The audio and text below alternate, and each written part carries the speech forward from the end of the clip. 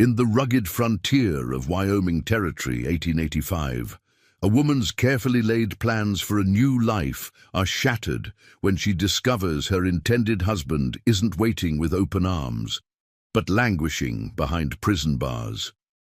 With nothing but his letters, a deed of ownership, and her own fierce determination, Eleanor Mitchell must decide whether to abandon her dreams or fight for them against ruthless cattle barons, suspicious townsfolk, and the unforgiving land itself. This is the story of a woman who crossed a continent to marry a stranger, only to find herself defending his legacy while uncovering the truth that could set him free.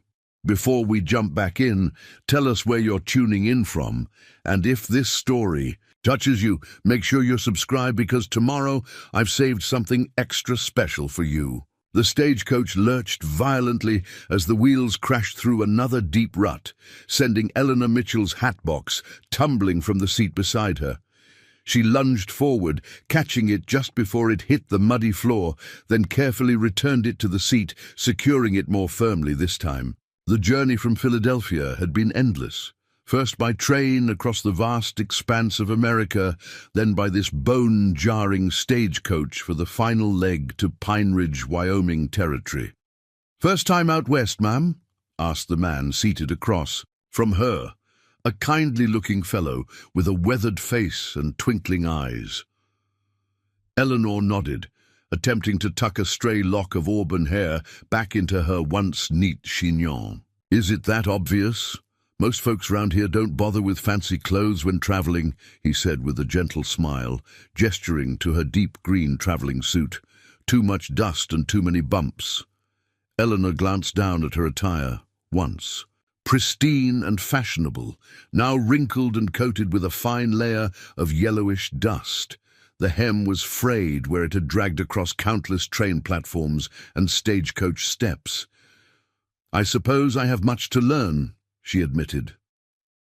The truth was, she had given little thought to practical matters when packing her trunks. Her mind had been filled with the promise of a new life with Jackson Thornton, whose letters had captivated her for nearly a year. A successful rancher with holdings outside Pine Ridge, Jackson had placed an advertisement in an eastern newspaper, seeking a bride, and his words had reached straight into Eleanor's lonely heart. At 30 years old, Eleanor had resigned herself to spinsterhood. The war had taken so many young men, and her position as a schoolteacher in Philadelphia offered security but little opportunity for romance. Jackson's letters had awakened something in her that she thought had died long ago. Hope for a family of her own.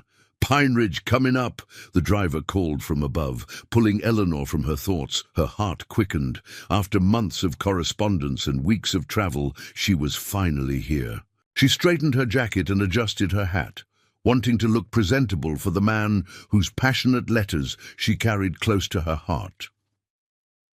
The stagecoach rolled to a stop in a cloud of dust before a wooden building with "Hawkins General Store and Post Office" painted in large letters across its front. Eleanor accepted the driver's hand and stepped down onto the main street of Pine Ridge, a single dirt road lined with wooden buildings, so different from Philadelphia's bustling cobblestone streets. Miss Mitchell, a tall man with spectacles, approached, removing his hat. He had kind eyes but a somber expression that immediately sent a chill through her. "Yes, that's me," she replied, extending her gloved hand. "Walter Hawkins, ma'am. I own the general store and serve as postmaster." He took her hand briefly, then twisted his hat nervously in his hands. "I'm afraid I have some difficult news." The world seemed to slow around her. "Is it Jackson? Is he ill?"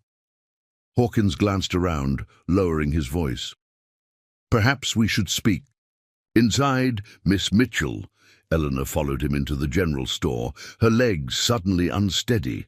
The shop was well stocked with goods ranging from fabric to canned foods, tools to medicines. At the back was a small office where Hawkins offered her a seat. "Tea?" he asked, and she nodded, grateful for the delay, for the chance to steel herself against whatever news was coming. While he prepared the tea, Eleanor tried to calm her racing heart. Perhaps Jackson had been called away on business. Perhaps there had been some trouble with the ranch that delayed their meeting. Hawkins returned with 2 steaming cups and settled across from her.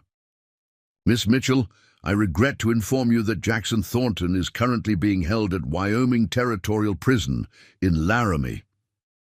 The teacup trembled in Eleanor's hand. "Prison? There must be some mistake." Hawkins sighed heavily. "No mistake, ma'am. He was convicted 3 months ago of cattle rustling, sentenced to 5 years. "That's impossible," Eleanor said, setting down her cup before she dropped it. "Jackson owns one of the largest ranches in the territory. Why would he steal cattle?" "That's what many folks wondered," Hawkins admitted. "There are those who believe he was framed by the Hargrove outfit. They've been trying to get Thornton's land for years, especially since the railroad announced plans to expand through these parts." Eleanor struggled to process this information. The man whose letters had been so eloquent, so honorable, a convicted thief. It didn't align with anything she knew of him. Did he know I was coming? Did he send a word to stop me? "He tried," Hawkins said, retrieving a letter from his desk. "This arrived last week, but you were already en route. The postal service isn't exactly swift out here." Eleanor took the envelope with trembling fingers. Her name was written in the now familiar flowing script she had come to cherish. "You must have a family back east you can return to?" Hawkins asked, gently. The question brought home the reality of her situation. Her teaching position had been filled.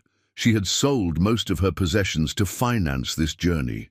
Her parents were gone, and her only sister had moved to California years ago. "No," she said quietly. "There's nothing for me to return to." Hawkins looked uncomfortable. "Well, I'm sure we can arrange for you to stay at the boarding house while you decide what to do. Mrs. Whitaker is a kind woman, though her rates are—" "I can pay," Eleanor interrupted, though she knew her funds were limited. She had expected to step into marriage and a home, not to be stranded in a strange town with her intended in prison. "There's also the matter of Mr. Thornton's property," Hawkins continued. "His ranch, the cattle. What about them?" "The rocking. T is still operating, though with reduced staff. Jackson's foreman, Sam Hollister, has kept things running, but it's been difficult. The Hargroves have been pressing their advantage, trying to force a sale." Before Eleanor could respond, the store's door burst open, and raised voices carried from the main room. "You think you can just take Thornton's land now that he's locked up?" a man shouted.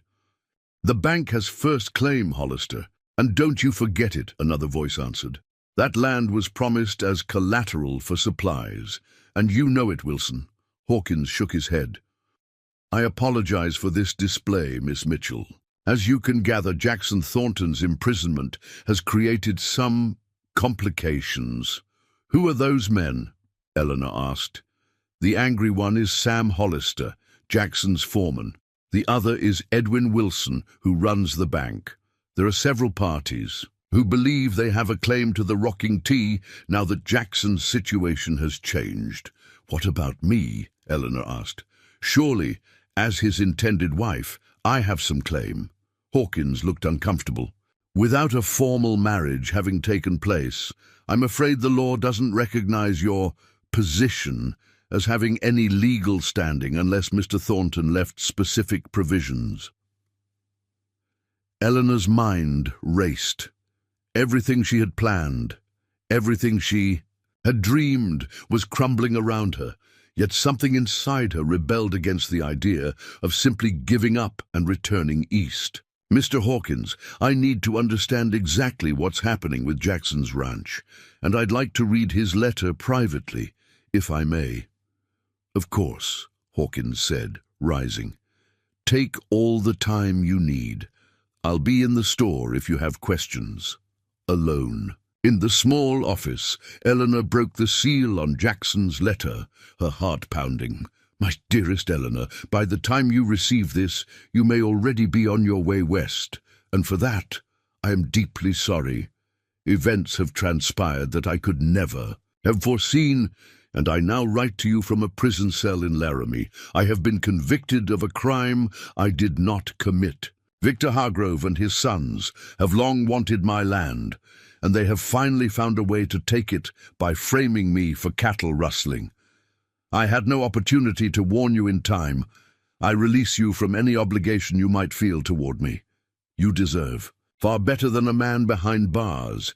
Please accept my deepest apologies for bringing you into this unfortunate situation.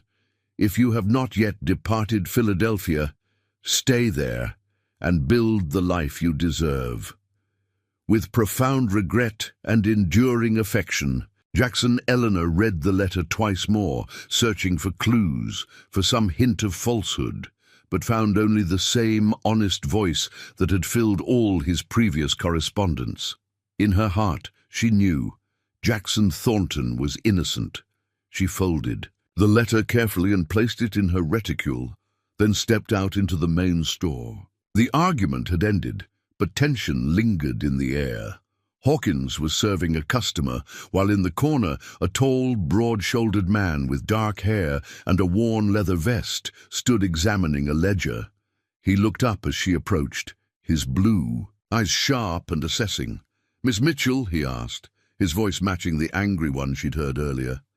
"Yes. And you must be Mr. Hollister, Jackson's foreman." He nodded, closing the ledger. "Sam Hollister. I was hoping to meet you under better circumstances." "As was I," Eleanor replied. "Mr. Hawkins has explained the situation, though I suspect there's more to know." "There always is in Pine Ridge," Hollister said grimly, "especially where the Hargroves are concerned. You believe Jackson was framed?" "I know it," Hollister said firmly.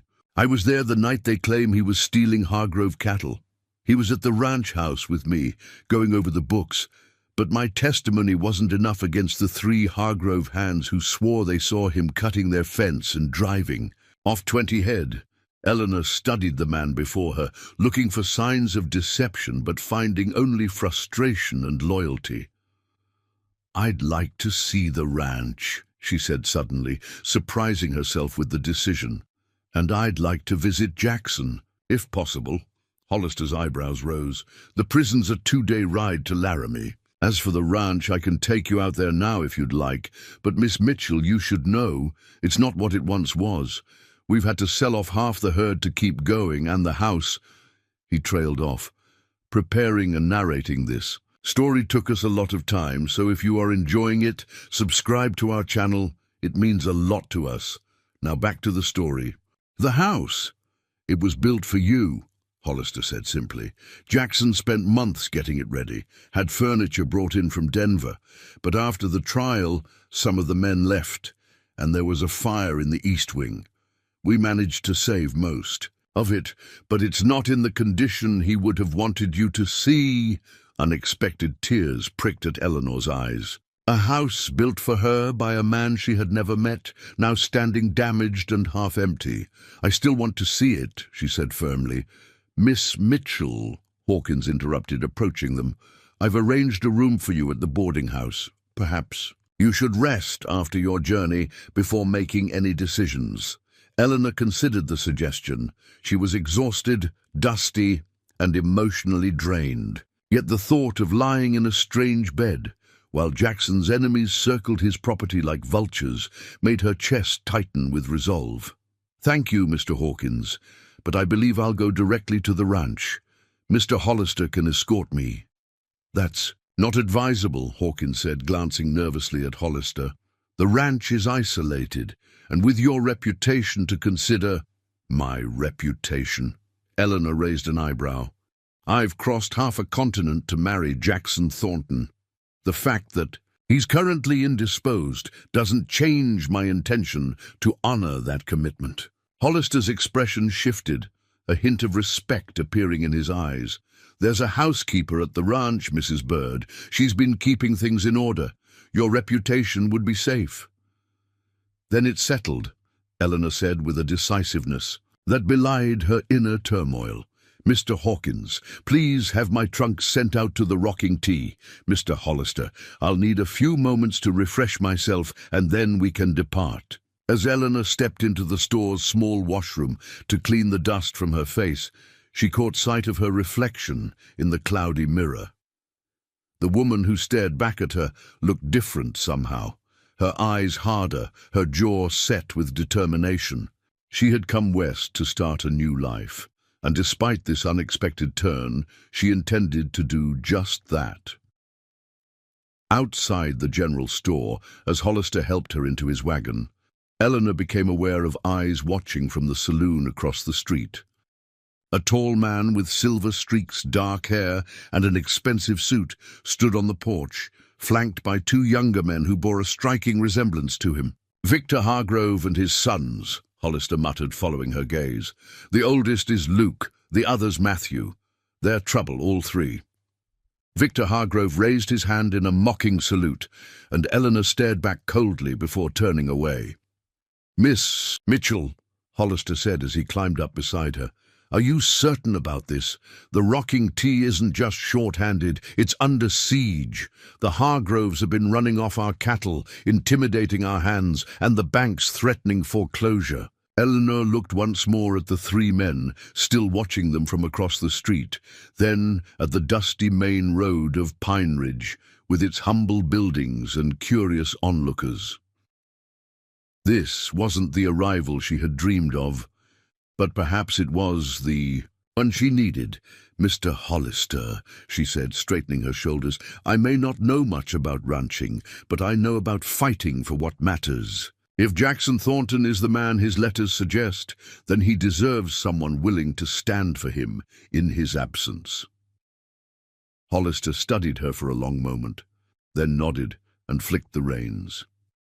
"Yes, ma'am," he said simply, and the wagon lurched forward, carrying Eleanor Mitchell toward a future she could never have imagined, not as a bride, but as a defender of a legacy that wasn't yet hers, for a man she had never met. The road to the rocking T stretched before them, winding through the rugged Wyoming landscape. As the town of Pine Ridge receded behind them, Eleanor felt a strange mix of trepidation and resolve. She had crossed a continent based on the words of a man now imprisoned. Wisdom dictated she should turn back, yet something deeper than wisdom drove her forward, perhaps the same courage that had prompted her to answer a stranger's advertisement in the first place. Whatever awaited her at the rocking T, Eleanor Mitchell was determined to face it head-on. For the first time since stepping off the stagecoach, she felt certain she was heading in the right direction. The rocking T ranch emerged from behind a stand of pines as the wagon crested a hill. Eleanor caught her breath at the sight spreading before her. Despite Sam Hollister's warnings, the property was impressive. A sprawling main house with a charred eastern wing, several outbuildings, barns, corrals, and beyond them, rolling grasslands that seemed to stretch to the distant mountains. "It's beautiful," she whispered. "It was Jackson's pride," Hollister replied, his voice softening. 15,000 acres, good water, fine grazing. Took him 10 years to build it up from nothing. As they approached, Eleanor noted the details that spoke of recent hardship.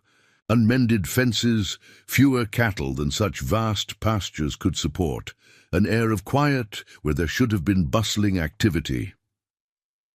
A woman emerged from the main house as they drew near, wiping her hands on her apron. She was perhaps 60, with iron-grey hair pulled tight in a bun, and a face that suggested she smiled rarely. "That's Mrs. Bird," Hollister explained. "Best cook in 3 counties and loyal to the bone." The wagon rolled to a stop, and Hollister helped Eleanor down. Her legs were stiff from the journey, and she was grateful for his steady hand. "Mrs. Bird, this is Miss Eleanor Mitchell," Hollister called. "Jackson's intended." The older woman's severe expression didn't change as she looked Eleanor up and down. Thought you might not come once you heard." "I didn't know until I arrived in town," Eleanor replied, refusing to be intimidated. Mrs. Bird studied her a moment longer, then nodded once. "Well, you're here now. Come inside. You look half-starved and there's stew on the stove." The interior of the house surprised Eleanor. Despite the damage to one wing, the main rooms were well appointed with quality furniture, polished wood floors, and unexpected touches of refinement. A piano stood in one corner of the parlour, bookshelves lined one wall, and landscape paintings hung in gilt frames. "Jackson had it all brought in from Denver last fall," Mrs. Bird explained, noting Eleanor's gaze. "Said a lady from the East would expect certain comforts." Eleanor ran her fingers along the spines of the books, Shakespeare, Dickens, Thoreau.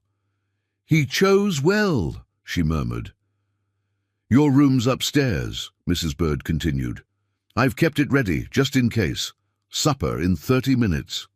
Left alone to explore, Eleanor moved through the house that should have been her home, trying to reconcile the reality before her with the dreams she had nurtured during the long journey west.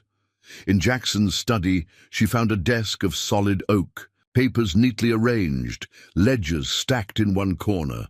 On the wall hung a map of the rocking T, its boundaries carefully marked.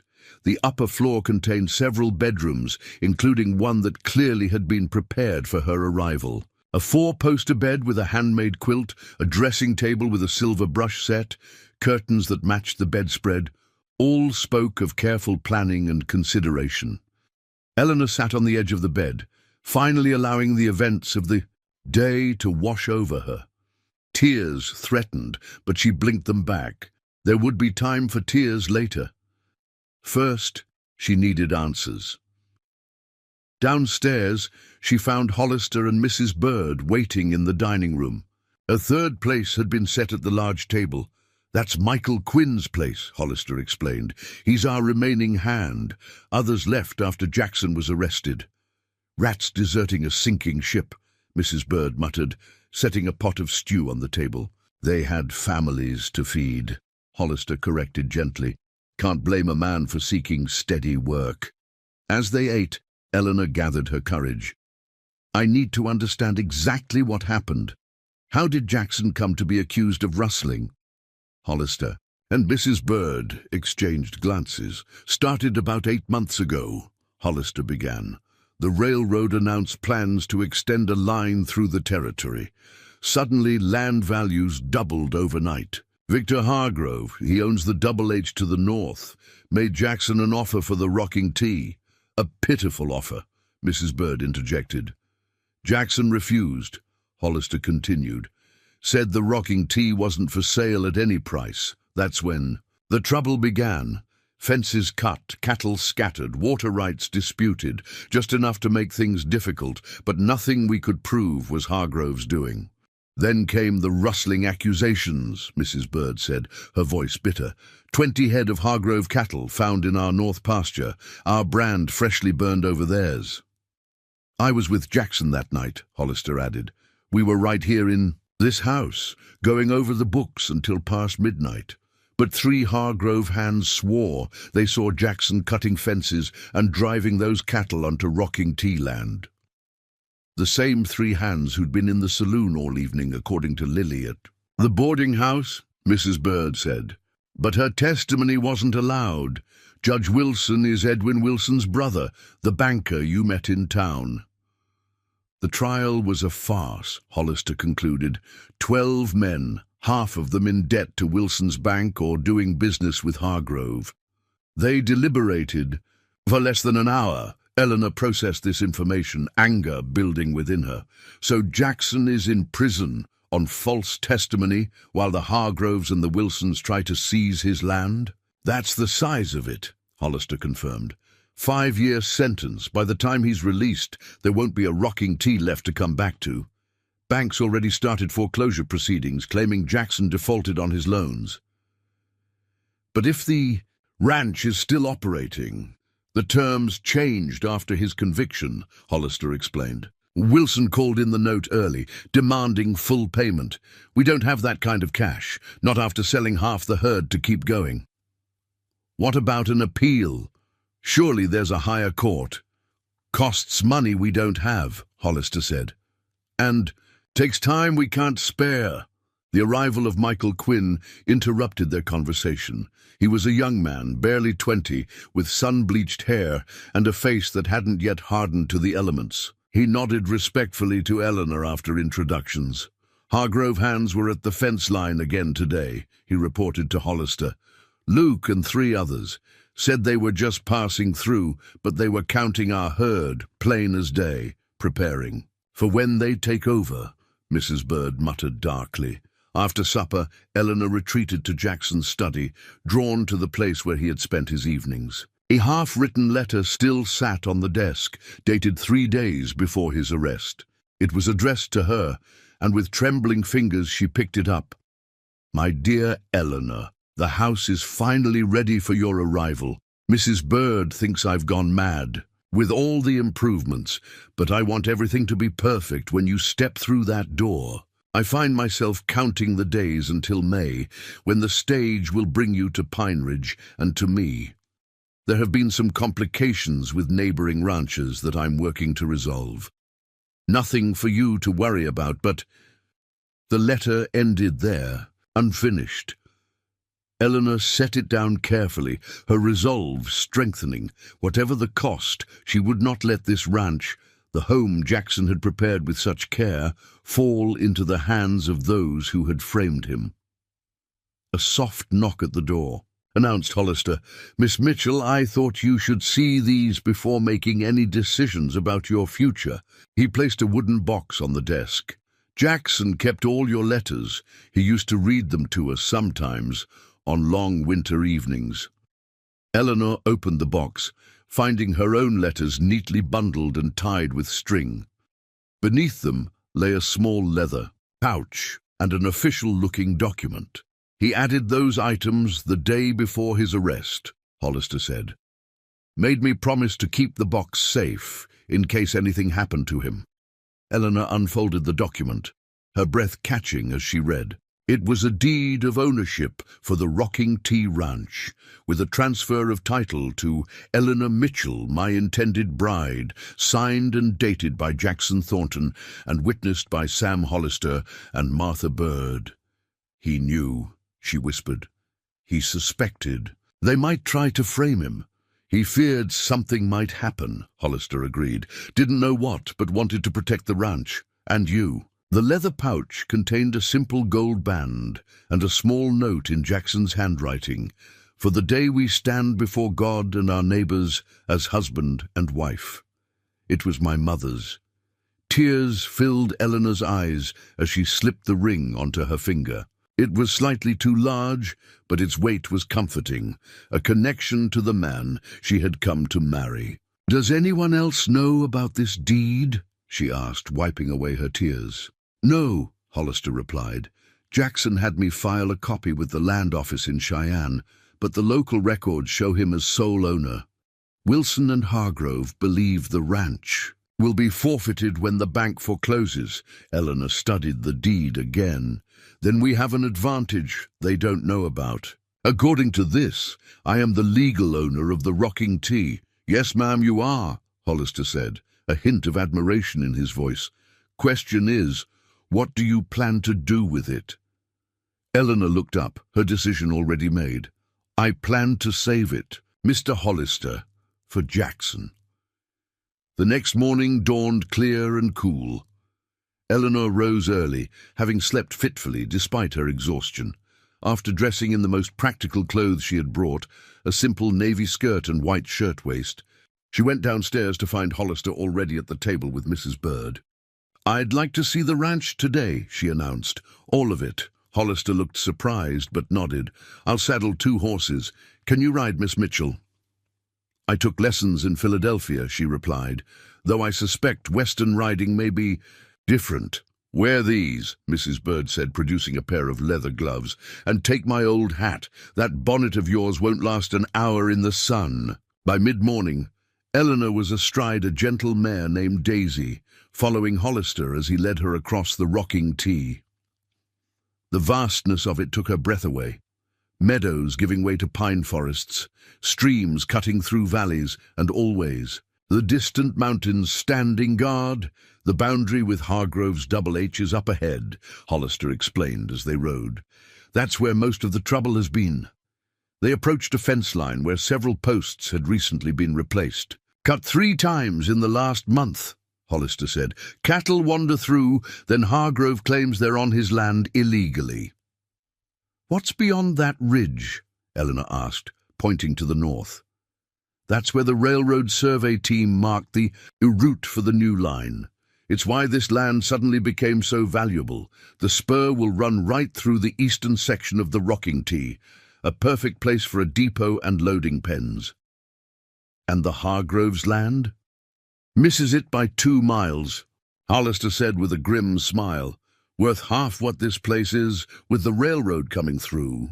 As they continued their tour, Eleanor asked detailed questions about the operations of the ranch, how many cattle remained, the condition of the wells and streams, the state of the finances. Hollister answered frankly, holding nothing back. We're down to about 800 head, he explained. Should be twice that. We've had to sell off stock to meet expenses, and we've lost more to Hargrove's mischief. And the banknote? Due in full in 30 days. Wilson moved fast after Jackson's conviction. Eleanor nodded, thinking, is there a lawyer in Pine Ridge? Someone not connected to the Wilsons or Hargroves? No, Hollister said. Nearest honest lawyer would be in Laramie or Cheyenne. Then that's where we'll go, Eleanor decided, after I visit Jackson. They were riding along the eastern boundary when 4 riders appeared on a nearby hill. Even at a distance, Eleanor recognized Victor Hargrove's silver-streaked hair. Keep riding, Hollister murmured. Don't show concern. But the riders were already approaching, cutting across the pasture directly toward them. Hollister moved his horse subtly between Eleanor and the oncoming men. Well, well, Victor Hargrove called, as they drew near. Seeing the spoils before they're yours, Miss Mitchell? Eleanor straightened in the saddle, meeting his gaze directly. I'm surveying my property, Mr. Hargrove. A flicker of surprise crossed Hargrove's face before his confident smile returned. Your property? I think you misunderstand the situation. This land will be sold at auction when the bank forecloses, and I intend to be the highest bidder. I'm afraid you're the one who misunderstands, Eleanor replied coolly. The rocking T belongs to me, by legal deed of transfer, signed and witnessed, before Jackson's arrest. This time Hargrove couldn't hide his shock. Beside him, his oldest son, Luke, leaned forward in his saddle. She's bluffing, Luke said. Thornton would never. I assure you, I have the deed in my possession, Eleanor interrupted. Properly. Filed with the Territorial Land Office in Cheyenne. Victor Hargrove's face darkened. Convenient story from a woman who arrived just yesterday. No one in Pine Ridge will believe it. They don't need to, Hollister cut in. The law will recognize it, and that's what matters. Hargrove studied Eleanor, reassessing. Even if such a deed exists, it won't help you run this ranch. A woman alone, with no knowledge of cattle or this country, you'll fail within a month. I'm not alone, Eleanor replied, nodding toward Hollister. And I'm a quick study, Mr. Hargrove. We'll see about that. Hargrove turned his horse. Luke, Matthew, come along. Miss Mitchell and I will continue this discussion another time. As the Hargroves rode away, Eleanor released a breath she hadn't realized she was holding. That was a dangerous move, Hollister said quietly. Hargrove doesn't take well to being surprised. I needed to see his reaction, Eleanor replied. Now, we know he wasn't aware of the deed, and now he'll be looking for ways to challenge it, Hollister warned. You've made yourself a target, Miss Mitchell. Eleanor watched the retreating riders, a chill running through her despite the warm sun. I became a target the moment I decided to stand by Jackson. At least now I know who my enemies are. They rode in silence back to the ranch house, each lost in their own thoughts. As they approached, Eleanor noticed her trunks had been delivered and sat waiting on the porch. I'll help Mrs. Bird get those upstairs, Hollister offered as they dismounted. Thank you. Eleanor removed her borrowed hat and gloves. Mr. Hollister, I need to send telegrams to Laramie and Cheyenne, to a lawyer and to the prison warden, arranging a visit with Jackson. I'll ride into town tomorrow, he promised. That evening, after a simple supper, Eleanor sat at Jackson's desk and opened her writing case. First, she drafted a telegram to a law firm in Cheyenne, whose name she had noted from a document in Jackson's files. Next, a formal request to the warden of Wyoming Territorial Prison, seeking permission to visit Jackson Thornton as his legal representative and fiancé. Finally, she began a letter to Jackson himself, the words flowing easily despite the strangeness of writing to a man she had never met, yet felt she knew intimately. My dear Jackson, she arrived in Pine Ridge yesterday to find circumstances far different than either of us anticipated. Please know that I do not for one moment believe the charges against you. Mr. Hollister has explained the situation, and I have already encountered the Hargroves. I understand now what manner of men would frame an innocent neighbor for their own gain. I want you to know that I have seen the rocking tea, and it is as beautiful as you described in your letters. The house you prepared for me speaks volumes about your character and thoughtfulness. I am staying there now, with Mrs. Bird and Mr. Hollister, who have been most kind and helpful. Mr. Hollister has given me the box containing the deed and your mother's ring. The deed has been safely stored, and the ring I wear on a chain around my neck, close to my heart, until the day we can properly exchange vows. I intend to visit you as soon as arrangements can be made. Until then, please take comfort in knowing that I am here, that I believe in your innocence, and that I will do everything in my power to protect what you have built until you can return to it, and to me. With deepest affection, Eleanor. She sealed the letter, then sat back, gazing out the window at the darkening sky. In just 2 days, her life had changed beyond recognition. She had come west, expecting to start a new life as a wife. Instead, she found herself thrust into the role of ranch owner, facing powerful enemies and a legal battle she scarcely understood. Yet, despite the fear and uncertainty, Eleanor felt a strange sense of purpose growing within her. Jackson Thornton had reached out across a continent, seeking a partner brave enough to leave everything familiar behind. Now, though circumstances had changed, the essence remained the same. Two people facing the wilderness together, even separated by prison walls. As stars appeared in the Wyoming sky, Eleanor made a silent promise to the man whose letters had brought her here.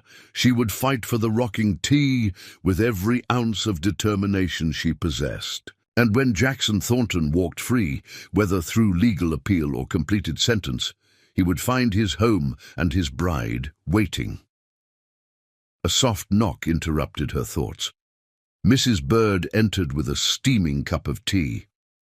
"Thought you might need this," the older woman said, setting the cup on the desk. "First nights in a new place are always the hardest." "Thank you, Mrs. Bird." Eleanor smiled gratefully. "I was just writing to Jackson." Mrs. Bird nodded approval. "Good. He needs to know he's not forgotten." "Mrs. Bird," Eleanor began hesitantly, "do you believe there's any chance of proving Jackson's innocence before he serves his full sentence?" The housekeeper's face grew solemn. "Truth has a way of coming to light, Miss Mitchell, but in these parts it often needs a helping hand." She paused at the door. "Rest now. Tomorrow will bring its own challenges." Left alone once more, Eleanor sipped her tea and contemplated the older woman's words. If truth needed a helping hand, then she would provide it. Somehow, she would find evidence of Jackson's innocence. The rocking tea creaked and settled around her, a living entity adjusting to her presence. Outside, a coyote called into the night, its cry echoing across the valley. Eleanor Mitchell, Philadelphia schoolteacher, mail-order bride, and now unexpected ranch owner, listened to the unfamiliar sounds of her new home and prepared herself for the battles ahead. The journey to Wyoming Territorial Prison in Laramie took 2 days of hard travel. Eleanor rode beside Sam Hollister in the ranch wagon, her body aching from the constant jarring over rutted trails, but her mind focused entirely on the meeting ahead. They had spent the night at a small way station, where Eleanor had lain awake listening to unfamiliar sounds, coyotes calling, the wind pushing against loose boards, the occasional movement of horses in the nearby corral.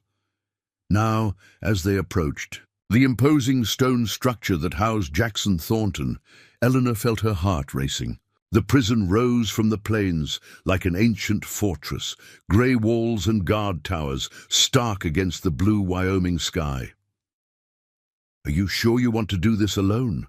Hollister asked, as he brought the wagon to a stop at the visitor's entrance. Eleanor nodded, smoothing her best dress, a deep blue that matched her eyes. "I think it's best for our first meeting. I'll explain everything to him, including our plan for the ranch." "I'll wait right here," Hollister promised. The processing took nearly an hour, papers examined, identity verified, possessions temporarily surrendered. A stern-faced matron searched Eleanor with cold efficiency. Then a guard led her through a series of locked gates to a small bare room with a scarred wooden table and 2 chairs. "Thornton will be brought in momentarily," the guard informed her. "You have 30 minutes, no physical contact permitted." Eleanor clasped her hands in her lap to hide their trembling. After months of correspondence, after traveling thousands of miles, she was about to meet Jackson Thornton for the first time, across a prison table with guards watching their every move. The door opened, and Eleanor rose to her feet. The man who entered bore little resemblance to the confident rancher she had imagined from his letters. Jackson Thornton was tall, as she had expected, with broad shoulders now stooped slightly in the ill-fitting prison uniform. His once sun-darkened face had paled during months indoors, and his sandy hair was cropped short according to prison regulations.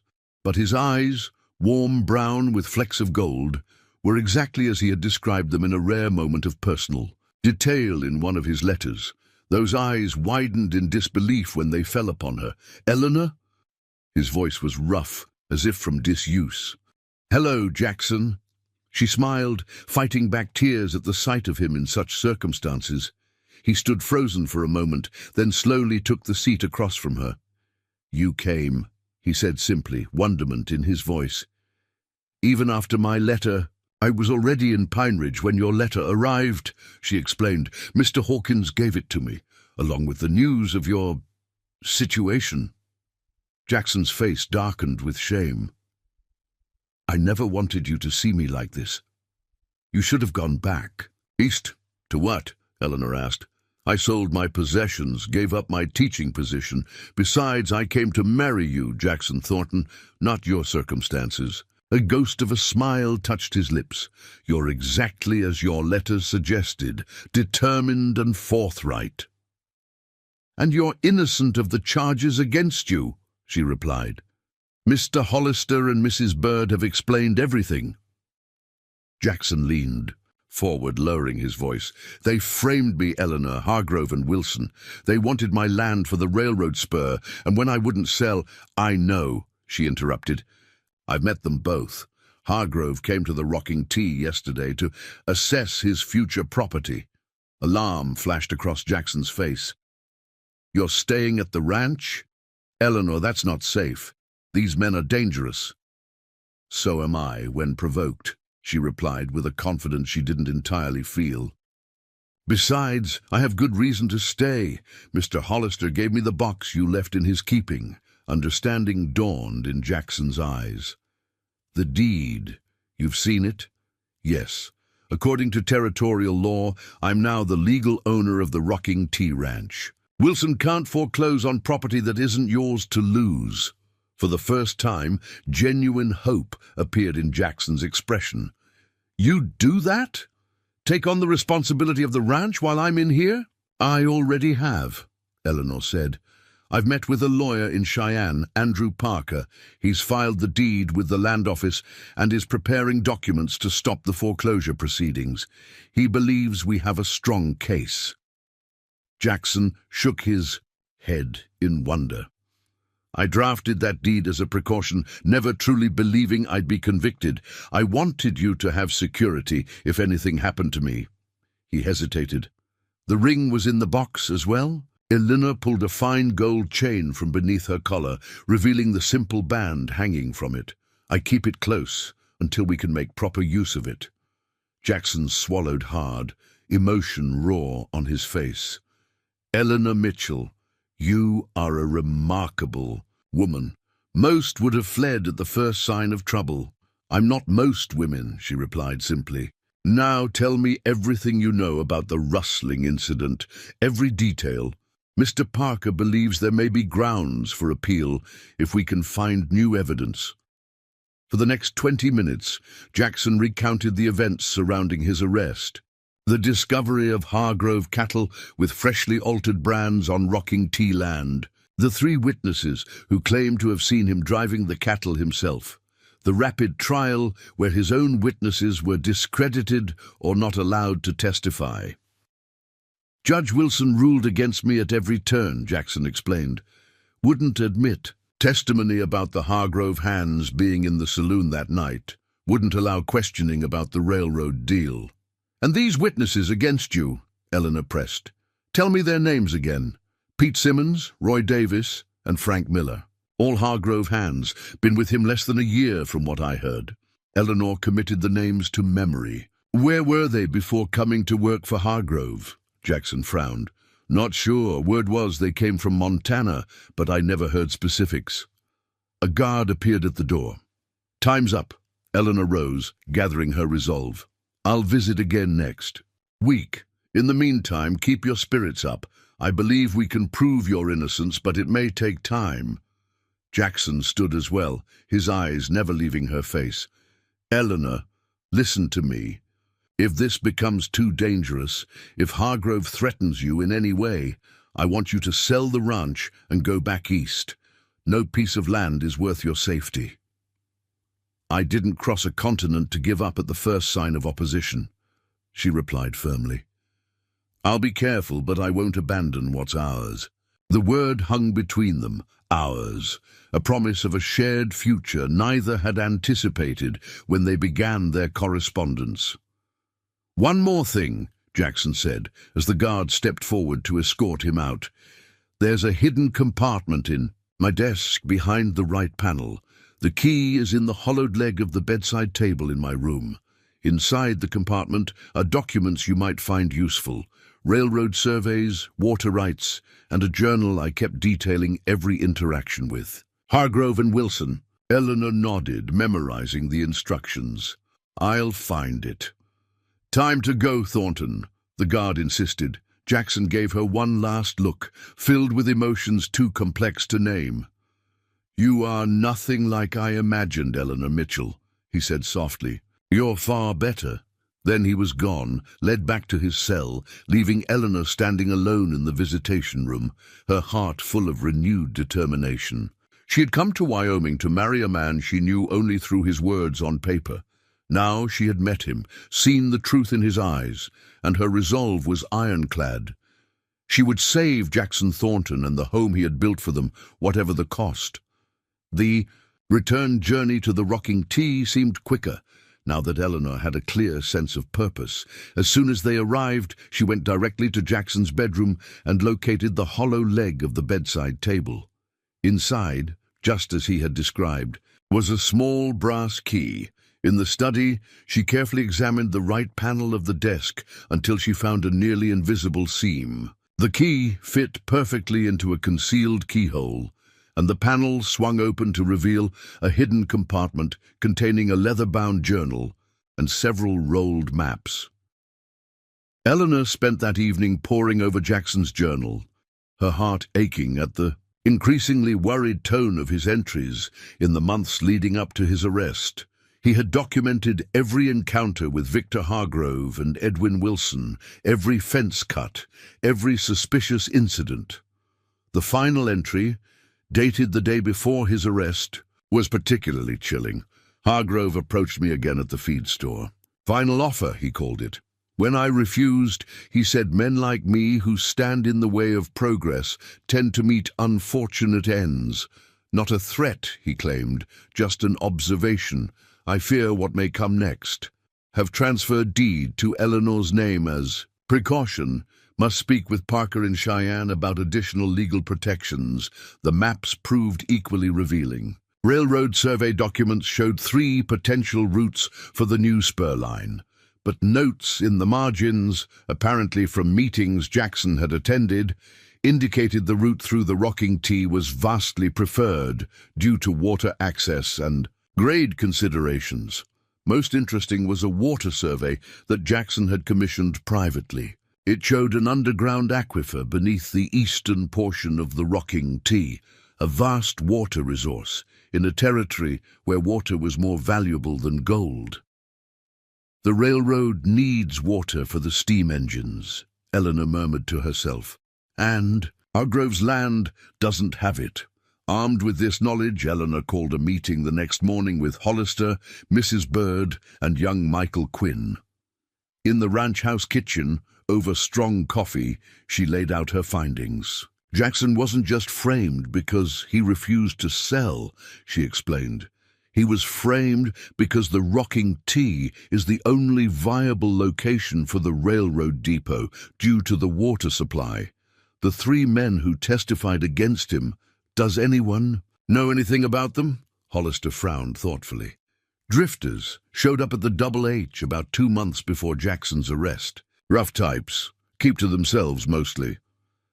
I need to find out more about them, Eleanor said. If they have criminal backgrounds or connections to Hargrove before coming here, it might help our case. Town gossip says they came from Montana, Mrs. Bird offered. I could ask Lily at the boarding house. People talk freely around her. Good, Eleanor nodded. Mr. Hollister, we need to get the cattle operation back to profitability. How many hands would you need to properly run the ranch? At least 6 more. Hollister replied without hesitation. But good men are hard to find, especially with the Hargroves spreading word that the Rocking T is failing. What about the Dawson spread? Michael Quinn suggested. They're selling out, moving to California. They've got 5 hands who'll be looking for work. Are they reliable? Eleanor asked. Salt of the earth, Hollister confirmed, but they won't come cheap. Eleanor thought for a moment. Mr. Parker believes we can stop the foreclosure based on the deed transfer, but we'll still need operating funds. I have some savings, but not enough. She turned to Mrs. Bird. Jackson mentioned in one of his letters that you have a brother in Denver who's a banker. Mrs. Bird looked surprised. George, yes, he's with the Merchants Trust. Would he consider extending a loan based on the potential value of the ranch once the railroad comes through? With the deed in my name, Wilson's bank has no claim. George has no love for Edwin Wilson, Mrs. Bird said slowly. They were rivals years ago. I could write to him. Please do, Eleanor said.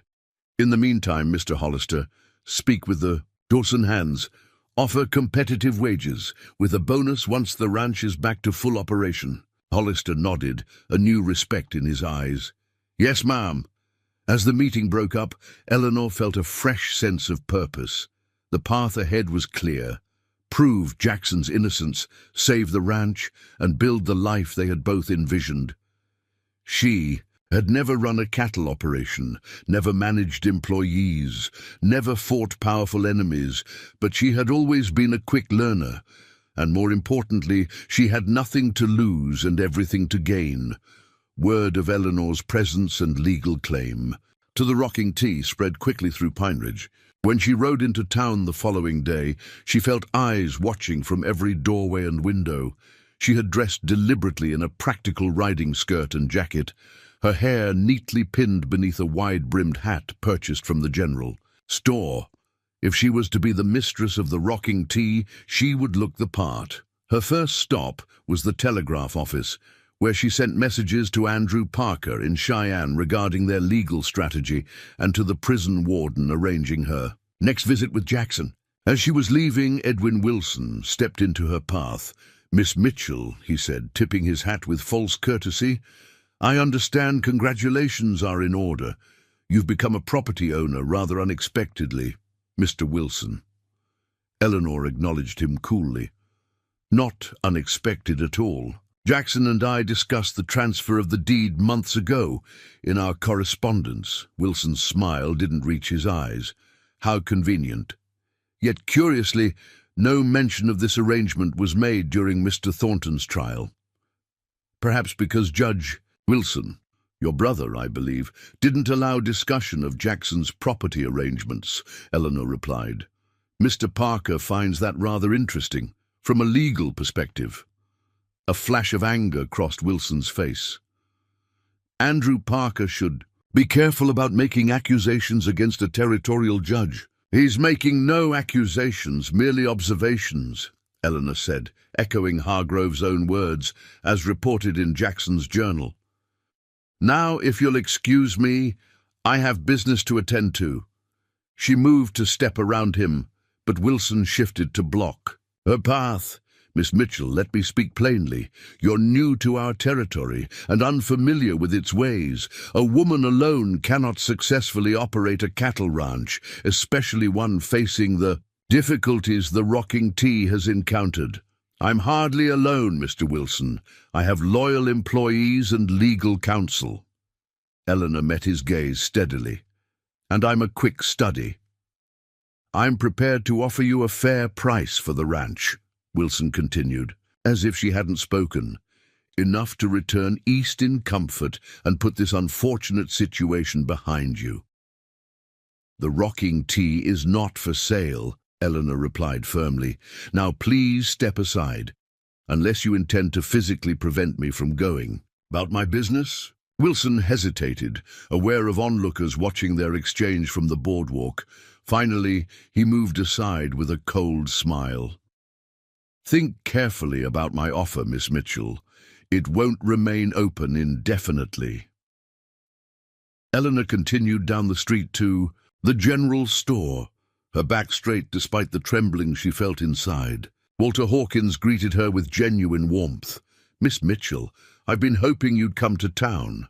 How are you settling in at the Rocking T?" "Quite well, thank you." She handed him a list of supplies. "We're expanding operations again. I'll need these items delivered by the end of the week." Hawkins reviewed the list, his eyebrows rising. "Feed, seed, fencing supplies. This is quite an investment." "The Rocking T will be running at full capacity by summer," Eleanor said confidently, "and we'll need reliable suppliers. I understand you've been fair with Jackson in the past." "I always try to be, regardless of what others in town think of him." Hawkins lowered his voice. "I saw your exchange with Wilson. Be careful, Miss Mitchell. He and Hargrove don't take kindly to opposition." "So I've gathered," Eleanor replied. "Mr. Hawkins, what can you tell me about 3 of Hargrove's men?" "Pete Simmons, Roy Davis, and Frank Miller." Hawkins frowned. "The witnesses at Jackson's trial? Not much. They keep to themselves, drink heavily when in town. Word is they worked for Hargrove in Montana before coming here. Has anyone verified that?" "Not that I know of," Hawkins said. "Why do you ask?" "Just trying to understand the situation fully," Eleanor replied vaguely. "One more thing. Can you recommend someone who travels regularly between here and Montana? A freight hauler, perhaps, or mail carrier?" Hawkins thought for a moment. "Jim Calloway runs freight between here and Helena once a month. Honest man, doesn't owe anything to the Hargroves or Wilsons. He's due back tomorrow or the next day." "Thank you, Mr. Hawkins. I'd appreciate it if you'd let me know when he arrives." As Eleanor completed her purchases and prepared to return to the ranch, she became aware of a group of men gathering outside the saloon across the street. Luke Hargrove was among them, watching her with undisguised hostility. When she mounted her horse, he called out, "Enjoying playing rancher, Miss Mitchell? Won't last long?" Eleanor ignored him, turning her horse toward the trail leading out of town. She had ridden less than a mile when she heard hoofbeats behind her. Glancing back, she saw two riders approaching rapidly, Luke Hargrove and one of his father's hands. Heart pounding, she urged her horse to a faster pace, but they quickly overtook her, forcing her to rein in as they blocked the trail ahead. "Bit dangerous for a lady to ride alone," Luke said, his smile predatory. "All sorts of accidents can happen." "Mr. Hollister is expecting me," Eleanor replied, fighting to keep her voice steady. "He'll come looking if I'm delayed." "Hollister's occupied with a broken fence line on the North Range," Luke informed her with satisfaction. "Won't be looking. For you for hours." Eleanor realized, with a chill, that they had been watching the ranch, tracking the movements of her few employees. She was alone and vulnerable. "What do you want, Mr. Hargrove?" "Just a friendly conversation." Luke moved his horse closer to hers. "Father thinks you might be more reasonable than Thornton. That fancy deed won't help you run cattle. You need men, capital, and respect in these parts, all things you lack." "I'm not selling the ranch," Eleanor stated firmly. "Not to your father, not to Edwin Wilson, not to anyone." Luke's face hardened. "That's unfortunate, because accidents happen to stubborn people in this territory. Ask Thornton." Before Eleanor could respond, the sound of an approaching wagon made Luke turn. Coming around the bend was Sam Hollister, riding beside Michael Quinn in the ranch wagon. Luke cursed under his breath. "Think about what I said, Miss Mitchell. Next time we might not be interrupted." He and his companion wheeled their horses and galloped away across the open range. Eleanor sat motionless, trying to master her trembling before Hollister reached her. "Miss Mitchell," Hollister called as the wagon drew alongside. "Are you all right? We saw Luke Hargrove and Davis riding this way from town." "I'm fine," she managed, though her voice shook slightly. "Just a friendly conversation, according to Mr. Hargrove." Hollister's expression darkened. "I don't like this. They're getting bolder." "They're getting desperate," Eleanor corrected him, regaining her composure. "They know the deed transfer is valid, and they're running out of legal options, which makes them more dangerous, not less," Hollister warned. "You shouldn't ride alone until this is settled." Eleanor nodded reluctantly, acknowledging the wisdom of his words. Luke Hargrove's threat had been thinly veiled, and she had no doubt he would make good on it if given the opportunity. "Let's get back to the ranch," she said. "I have news from town and a possible lead on those witnesses." As they rode homeward, Eleanor's mind raced with plans and possibilities. The encounter with Luke had shaken her, but it had also strengthened her resolve. She had come too far and invested too much to be intimidated now. Jackson was counting on her, and she would not let him down. The rocking T was becoming her home, its wide skies and rolling pastures seeping into her heart day by day. And she would fight for it with everything she had, her intelligence, her determination, and a courage she hadn't known she possessed until Wyoming had demanded it of her. The arrival of the Dawson hands transformed the rocking T almost overnight. Where before there had been an air of abandonment, now activity hummed across the property. Fences mended, cattle rounded up from distant pastures, the damaged east wing of the house under repair. Eleanor watched with satisfaction as the ranch slowly reclaimed its former vigor. Mrs. Bird's brother in Denver had agreed to extend a loan based on the railroad's impending arrival, providing much-needed capital for operations. Eleanor had hired a local girl, Betsy Tucker, to help Mrs. Bird with household duties, freeing Eleanor to focus on management and her investigation into Jackson's case. As April gave way to May, spring brought new grass and calving season. Eleanor found herself waking before dawn each day, learning the rhythms of ranch life from Hollister and the others. By day, she worked alongside them when needed, kept the accounts, and managed supplies. By night, she pored over Jackson's journals and the legal documents Andrew Parker sent from Cheyenne. The lawyer had successfully blocked Wilson's foreclosure attempt, citing the valid deed transfer. The bank had been forced to withdraw its claim, though Wilson had immediately filed a countersuit alleging fraud. It was a delaying tactic, Parker assured her, but one that would take months to resolve in the territorial courts. Eleanor's weekly visits to Jackson became the anchoring points of her new life. Each Saturday, she made the journey to Laramie, bringing news of the ranch, legal developments, and her ongoing investigation into the witnesses against him. With each visit, their relationship deepened, no longer based solely on letters, but on shared purpose and growing affection despite the harsh circumstances of their meetings. "You look different," Jackson observed during her fourth visit. "More weathered," Eleanor suggested with a smile, aware that her hands were now calloused, her face subtly tanned from hours in the Wyoming sun. "I was going to say at home," Jackson replied. "Wyoming suits you." "It's beginning to," she admitted, "though I never imagined becoming a rancher when I answered your advertisement." "I never imagined finding someone who would fight for me like this," he said softly. "Especially someone who had every reason to walk away." The guard cleared his throat, signaling the end of their visit. As always, the parting was difficult, leaving Eleanor with renewed determination to free Jackson from his unjust imprisonment. Her opportunity came unexpectedly when Jim Calloway, the freight hauler Walter Hawkins had mentioned, stopped at the Rocking T on his return from Montana. Eleanor invited him to supper, and over Mrs. Bird's venison stew, carefully steered the conversation toward his travels.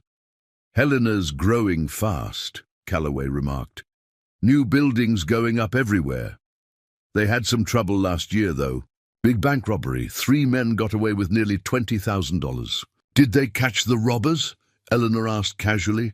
"One was shot during the escape. The other 2 vanished." Calloway shook his head. "Rumor was they headed south. The Helena Star ran sketches of them for weeks." "I don't suppose you happen to remember what they looked like?" Eleanor pressed. Calloway gave her a curious look. "Matter of fact, I do. One was a big fellow with a scar across his chin. The other was shorter, wiry, with a missing front tooth." He paused. "Why do you ask, Miss Mitchell?" Eleanor exchanged glances with Hollister. "Mr. Calloway, would you recognize these men if you saw them again?" "I reckon I might," Calloway said slowly. "Especially Scarface. That mark was distinctive, from the left corner of his mouth clear across his chin. Would you be willing to take a ride to the Double H with me tomorrow? Just to observe, not to engage." Calloway's eyes widened in understanding. "You think Hargrove's hands are the Helena bank robbers?" "I think it's worth confirming," Eleanor replied. "It would explain why 3 drifters would perjure themselves for Hargrove. They needed a place to hide, and he needed witnesses against Jackson." The next morning, Eleanor, Hollister, and Calloway took positions on a ridge overlooking the Double H ranch yard. Through Hollister's field glasses, they observed the comings and goings of Hargrove's men as they prepared for the day's work. "There," Calloway said suddenly as a tall man emerged from the bunkhouse. "That's him, the one with the scar. They called him Miller in the newspaper accounts." "Frank Miller," Hollister confirmed grimly. "One of the 3 who testified against Jackson. And the smaller one beside him," Calloway continued, "that's his partner. I'd bet my last dollar on it."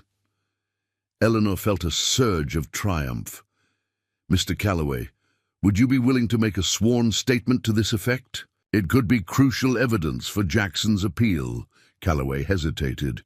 "The Hargroves are powerful in this territory, Miss Mitchell." "So is justice, Mr. Calloway," Eleanor replied. "And so is $20,000 in stolen money.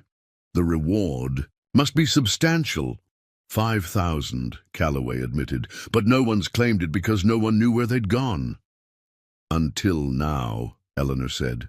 "I'm not asking you to confront them, just to sign a statement for Mr. Parker and, if necessary, testify in court." After a long moment, Calloway nodded. "All right, for Jackson Thornton. He was always fair with me, which is more than I can say for the Hargroves." They were preparing to leave when movement near the main house caught their attention. Victor Hargrove emerged, accompanied by Edwin Wilson. The two men spoke intently, heads close together, before Wilson mounted his horse and rode off in the direction of Pineridge. "That can't be good," Hollister muttered. "Those two plotting together never bodes well." Eleanor agreed, but her mind was already racing ahead to the implications of their discovery. If they could prove that Hargrove had knowingly harbored fugitives and used them to frame Jackson, it would destroy both the rustling case and Hargrove's reputation in the territory. "Let's get back to the ranch," she said. "Mr. Calloway needs to write out his statement, and I need to send a telegram to Mr. Parker immediately." They had just crested the hill leading back to Rocking Tea Land when Eleanor spotted smoke rising from the direction of the ranch house. At first, she thought, it might be from the cook fire, but as they drew closer, she realized with horror that the smoke was too thick, too dark. "Fire!" Hollister shouted, spurring his horse forward. They galloped the remaining distance, rounding the final bend to find the east wing of the ranch house, the recently repaired section, fully engulfed in flames. Ranch hands were forming a bucket brigade from the well to the house, while Mrs. Bird and Betsy Tucker salvaged what they could from the rooms nearest the fire. Hollister leaped from his horse and joined the firefighting effort. Eleanor rushed to Mrs. Bird's side. "What happened?" she demanded, helping the older woman with an armload of books from the study. "Started in the east wing not 30 minutes. After you left," Mrs. Bird gasped, her face streaked with soot. "Michael spotted it first, but it was already taking hold." "Everyone's accounted for?" Eleanor asked. "Yes, thank the Lord, but the fire's spreading fast." For the next 3 hours, Eleanor worked alongside everyone on the ranch to battle the blaze. Her arms ached from passing buckets, her lungs burned from smoke, but she refused to yield. By mid-afternoon, they had finally contained the fire, though. The entire east wing was lost, and smoke damage extended throughout much of the main house. Exhausted, filthy, and disheartened, Eleanor surveyed the damage from the yard. The beautiful home Jackson had prepared for her was half destroyed. Worse, she knew this was no accident. The timing, coming immediately after their discovery at the Double H, was too convenient. It was deliberate, Hollister confirmed, joining her with a blackened section of wood in his hand. "Found this in what's left of the east parlor, kerosene soaked. Someone broke in, doused the place, and set it alight." "Hargrove," Eleanor said flatly. "Most likely," Hollister agreed. "Or his men on his orders." "Miss Mitchell," Michael Quinn approached, leading a winded horse. "Rider coming fast from town.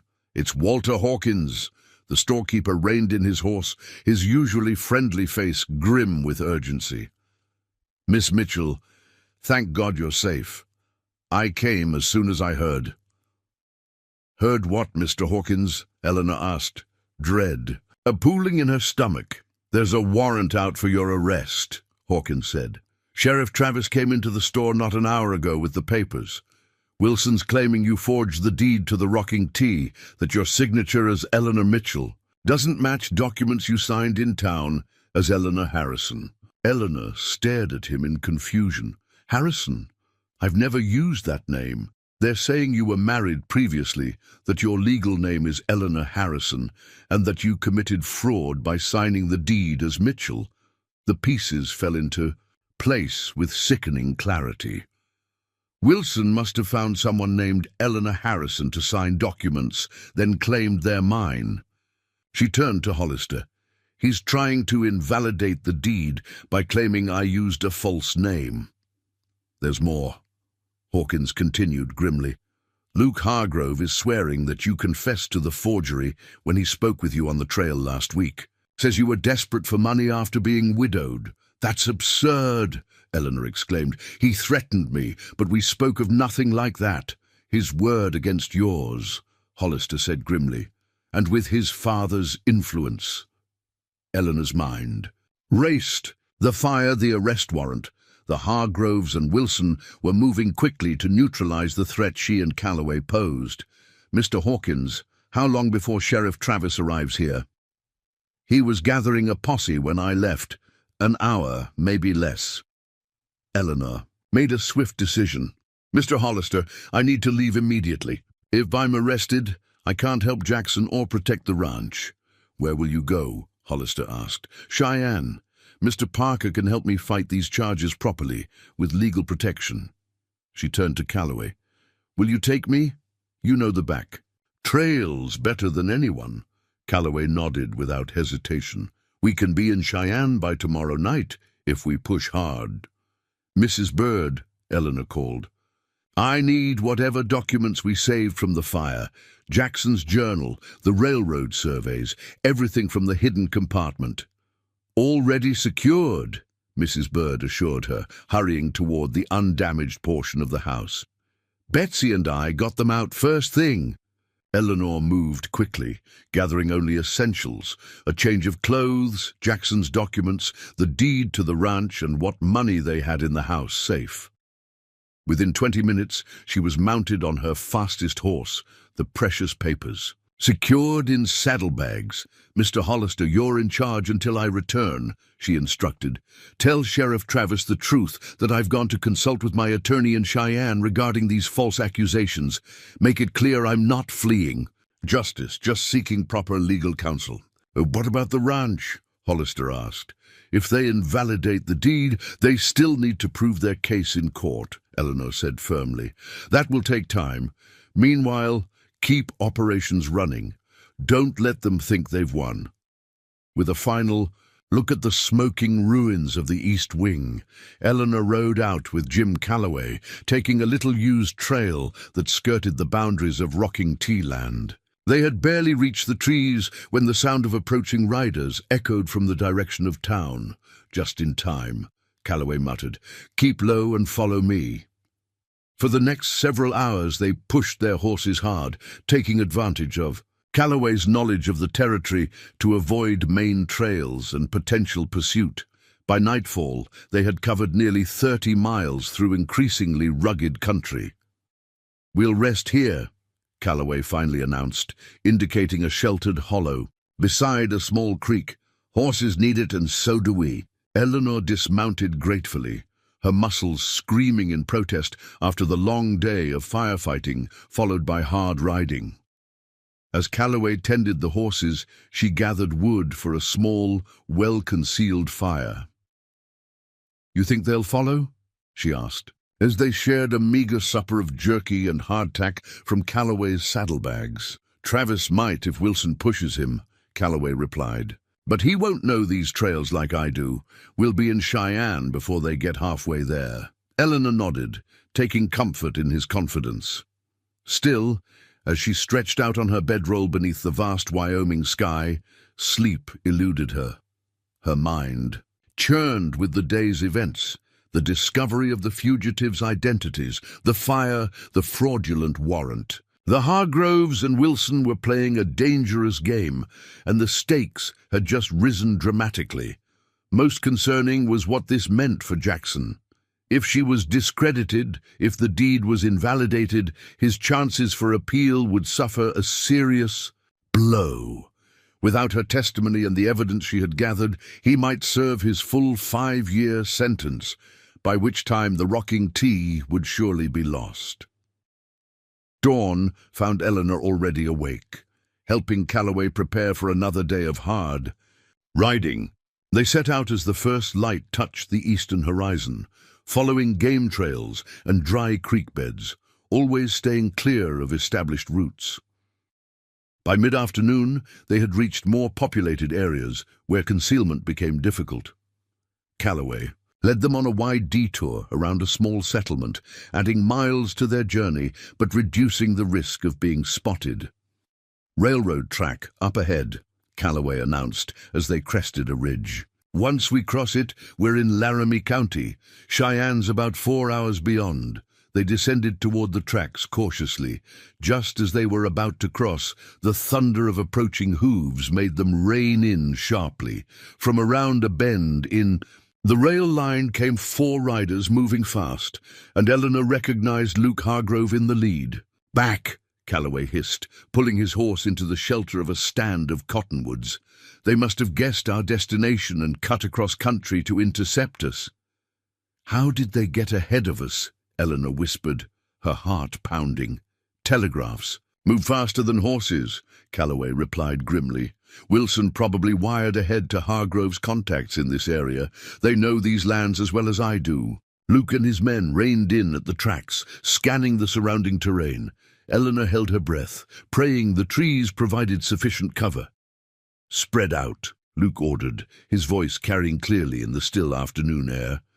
They have to. Cross the tracks somewhere. Mitchell's heading for Cheyenne, and this is the only way through these hills. The riders separated, 2 heading east along the tracks, 2 west. When they were out of immediate sight, Calloway turned to Eleanor. They've got us pinned, he said quietly. They know we're near, and they're watching the obvious crossings. We'll have to go around, way around. How much longer will that take? Eleanor asked, dismayed. At least an extra day, Calloway admitted, and we're low on supplies already. Eleanor considered their options. Every hour of delay increased the risk that Wilson would persuade a territorial judge to invalidate the deed based on the false Harrison documents. Without legal standing, she would lose everything. The ranch, her ability to help Jackson, perhaps even her freedom if the forgery charges stuck. There's another option, she said slowly. The Wyoming Territorial Prison is closer than Cheyenne. From here, Calloway looked at her in surprise. You want to turn yourself in? No, Eleanor replied. I want to see Jackson. If we can't reach Parker in Cheyenne, perhaps Jackson knows someone who can help. Another lawyer, a sympathetic guard, anyone. At the very least, I need to tell him what's happening before Wilson's version reaches him. Calloway considered. It's risky. The prison will have been notified about your warrant. I'll use your name to request a visit, Eleanor suggested. Jim Calloway, business associate of Jackson Thornton. Once I'm inside and speaking with Jackson, they can't simply drag me away without cause. Calloway didn't look convinced, but he nodded reluctantly. It's your decision, Miss Mitchell, but if we do this, we need to move now, before Hargrove's men circle back. They waited until the riders had moved further along the tracks, then slipped across the rails and headed southwest, toward Laramie. The detour cost them precious hours, and darkness had fallen by the time they made camp in a shallow ravine. We should reach the prison by mid-morning, Calloway estimated, if we're lucky. Luck, however, was not with them. Shortly after dawn, as they were breaking camp, the sound of horses approaching sent them diving for cover. 8 riders appeared on the ridge above them. Luke Hargrove, his brother Matthew, and 6 hands, all heavily armed. Well now, Luke called out, his voice mockingly triumphant. If it isn't the school teacher turned rancher, having trouble with the law, Miss Mitchell? Eleanor stood her ground, though her heart hammered in her chest. The only trouble I have, Mr. Hargrove, is with men who commit arson and fraud to steal what isn't theirs. Luke's face darkened. Bold words from a woman facing prison for forgery. Sheriff Travis is very interested in speaking with you, as is Judge Wilson. I'm on my way to see my attorney, Eleanor replied coldly. Unless you intend to prevent me by force? No force needed, Luke smiled unpleasantly. Just a citizen's arrest. He pulled a folded paper from his vest. I have a copy of the warrant right here. You'll be coming with us to Pine Ridge. Calloway moved to stand beside Eleanor, his hand near his holstered pistol. 8 against 2, he said quietly. Poor odds. I like our chances better than hers in a Pine Ridge jail cell, Eleanor murmured back. Then louder, Mr. Hargrove, I have evidence that 2 of your father's hands are wanted fugitives from Montana, bank robbers, with a $5,000 reward on their heads. How do you think that will look in court alongside your arson and false accusations? Uncertainty flickered across Luke's face, quickly replaced by anger. You're bluffing. Jim Calloway recognized them, Eleanor pressed. He's already written. A sworn statement identifying Frank Miller and Roy Davis as the Helena bank robbers. That statement is safely on its way to the Territorial Governor's office as we speak. It was a desperate bluff. The statement was in her saddlebag, but Luke's reaction told her she had struck a nerve. "Take them," he ordered his men. "Alive, but don't be gentle about it." What happened next unfolded in a blur. Calloway drew and fired in one smooth motion, hitting the man nearest Luke. Eleanor grabbed the reins of her horse as gunfire erupted around them. Calloway shoved her toward the animal. "Ride," he shouted. "Head for the prison. I'll hold them off." Eleanor swung into the saddle, clutching her saddlebags with their precious documents. A bullet whined past her ear as she spurred her horse forward, crashing through underbrush and down the slope of the ravine. Behind her, Calloway's revolver barked twice more before being drowned out by a volley of return fire. She didn't look back, couldn't look back. Calloway had given her the chance to escape, and she wouldn't waste it. The prison was less than 15 miles away. If she could reach it, she would find safety and the chance to see Jackson one last time before facing whatever came next. Her horse, sensing her urgency, stretched into a full gallop across the open ground beyond the ravine. In the distance, she could see the spire of Laramie's church steeple, and beyond it somewhere, the fortress-like walls of Wyoming Territorial Prison, where her only hope of salvation now lay. Eleanor's horse was lathered and heaving by the time the imposing stone walls of Wyoming Territorial Prison came into view. She had pushed the animal hard, constantly glancing over her shoulder for signs of pursuit. The distant sound of hoofbeats told her Luke Hargrove and his men weren't far behind. The prison guard at the main gate raised his rifle as she galloped toward him. "Halt!" he shouted. "State your business." Eleanor reined in her exhausted mount, fighting to catch her breath. "I need to see Warden Hayes immediately. It's a matter of life and death." The guard eyed her suspiciously, taking in her disheveled appearance, torn riding clothes, hair escaping its pins, face streaked with dirt and sweat. "Name?" For a split second, Eleanor hesitated. If news of the warrant had reached the prison, giving her real name might result in immediate arrest. But lying would only make matters worse. "Eleanor Mitchell. Please, there are armed men pursuing me. I have evidence of corruption involving a prisoner here, Jackson Thornton." At the mention of Jackson's name, the guard's expression changed slightly. "Wait here," he ordered, and signaled to another guard in the watchtower before disappearing. Inside the gate, Eleanor turned her horse to face the direction she had come from, heart pounding. In the distance, riders appeared on the horizon, moving fast.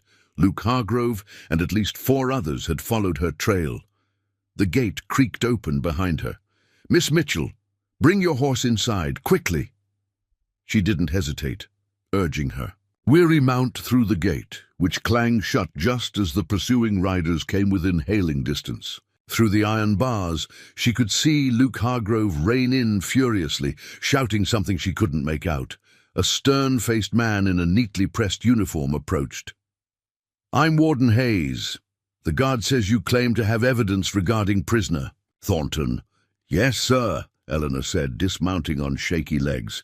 "And those men outside are trying to prevent me from presenting it. There's a fraudulent warrant for my arrest in Pine Ridge, orchestrated by the same people who framed Jackson Thornton." Hayes glanced toward the gate, where Luke Hargrove was now demanding entrance. "That's Luke Hargrove. His father has considerable influence in these parts." "His father conspired with Edwin Wilson to send an innocent man to prison," Eleanor stated, firmly. "I have evidence, including a witness who can identify 2 of Hargrove's ranch hands as wanted bank robbers from Montana, the same men who testified against Jackson." Hayes studied her for a long moment, his expression unreadable. "These are serious allegations, Miss Mitchell."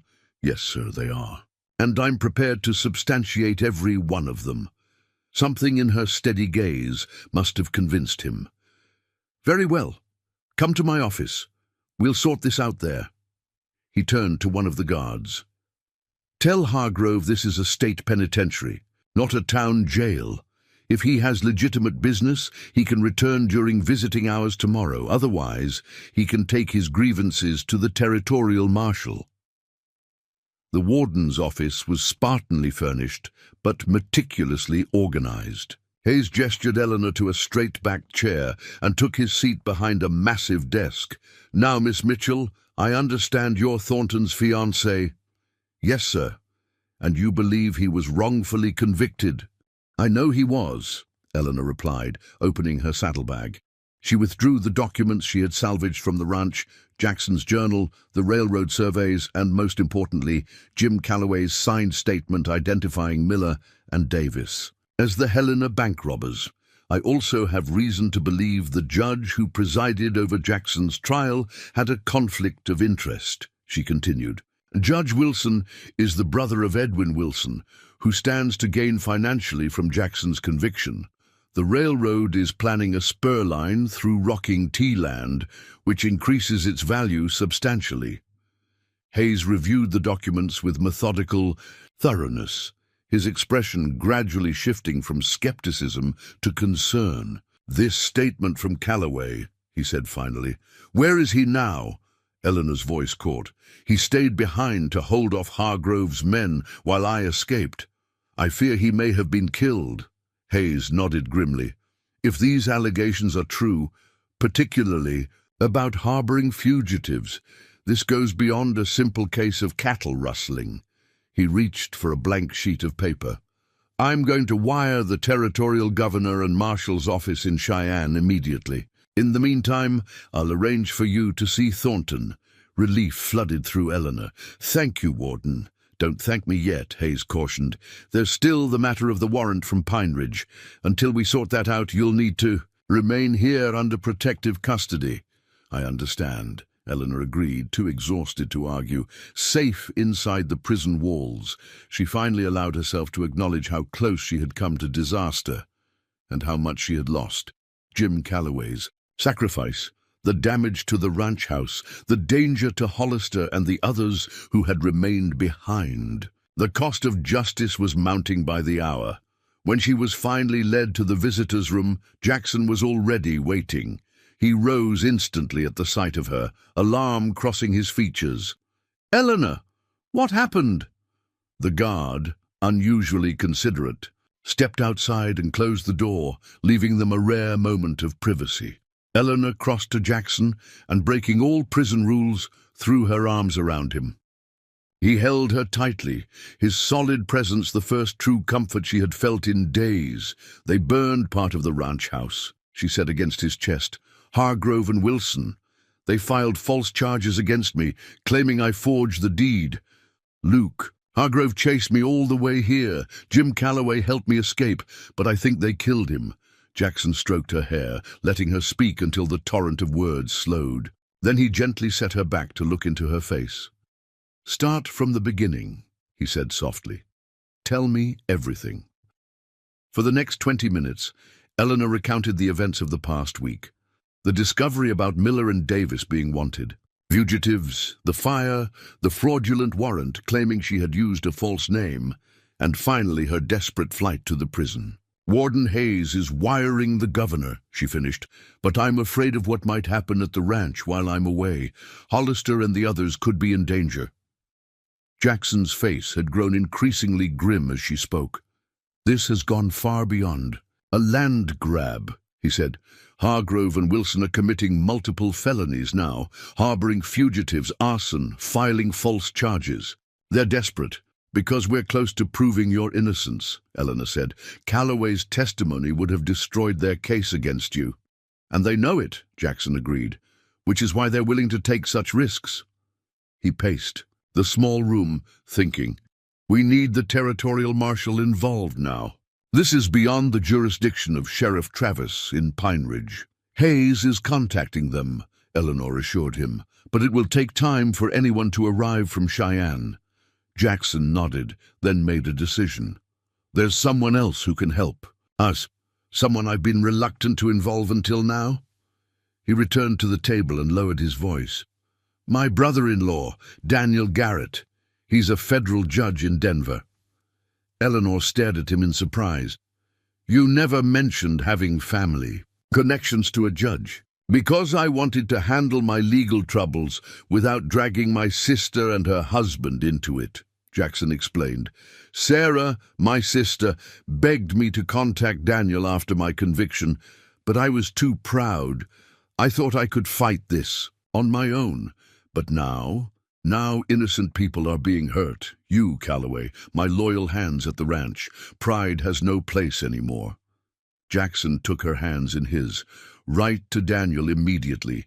Tell him everything. He has the authority to issue a federal stay on all proceedings related to the Rocking T until a proper investigation can be conducted. Eleanor squeezed his hands, a flicker of hope rekindling in her heart. I'll do it as soon as I leave here. There's something else, Jackson said, his voice dropping further. Something I've never told anyone.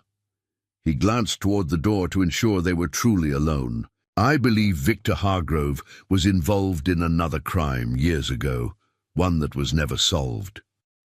What crime? The murder of Sheriff Blackburn in Pine Ridge 12 years ago. Blackburn was investigating cattle theft from several small ranches in the area, all properties that Hargrove later acquired when the owners gave up and sold out. Eleanor's mind raced with the implications. Do you have proof? Not directly, but there's a former deputy, James Blackburn, the sheriff's son, who left town after his father's killers were never brought to justice. Last I heard, he was a marshal down in Arizona Territory. He might have information that could help us connect Hargrove to that old murder. How would that help your case now? It establishes a pattern, Jackson explained. If Hargrove has used violence and intimidation before to expand his holdings, it strengthens our claim that he's doing the same to the Rocking T. The door opened, and the guard stepped back inside. Time's up. Jackson quickly pressed something into Eleanor's hand, a folded piece of paper. Daniel's address in Denver, he whispered, and Sarah's. Contact them both. As Eleanor was escorted back to the warden's office, her mind worked furiously, piecing together everything Jackson had told her. If they could establish Hargrove's history of criminal activity while simultaneously exposing Wilson's conflict of interest in the trial, they might not only free Jackson, but bring down the two men who had conspired against him. Warden Hayes was waiting for her, his expression more favorable than before. I've received a preliminary response from the governor's office, he informed her. They're taking your allegations seriously, especially regarding the Montana fugitives. Marshal Collins is being dispatched from Cheyenne to investigate, and in the meantime, you're to remain here under protective custody. What about the Rocking T? Eleanor asked anxiously. My employees could be in danger. The marshal will stop there first, Hayes assured her. Now, I've had quarters prepared for you in the administrative section. It's not luxurious, but it's secure. Thank you, Warden. May I have paper and ink? I need to write several urgent letters. That evening, in the small but clean room assigned to her, Eleanor wrote 3 letters by lamplight.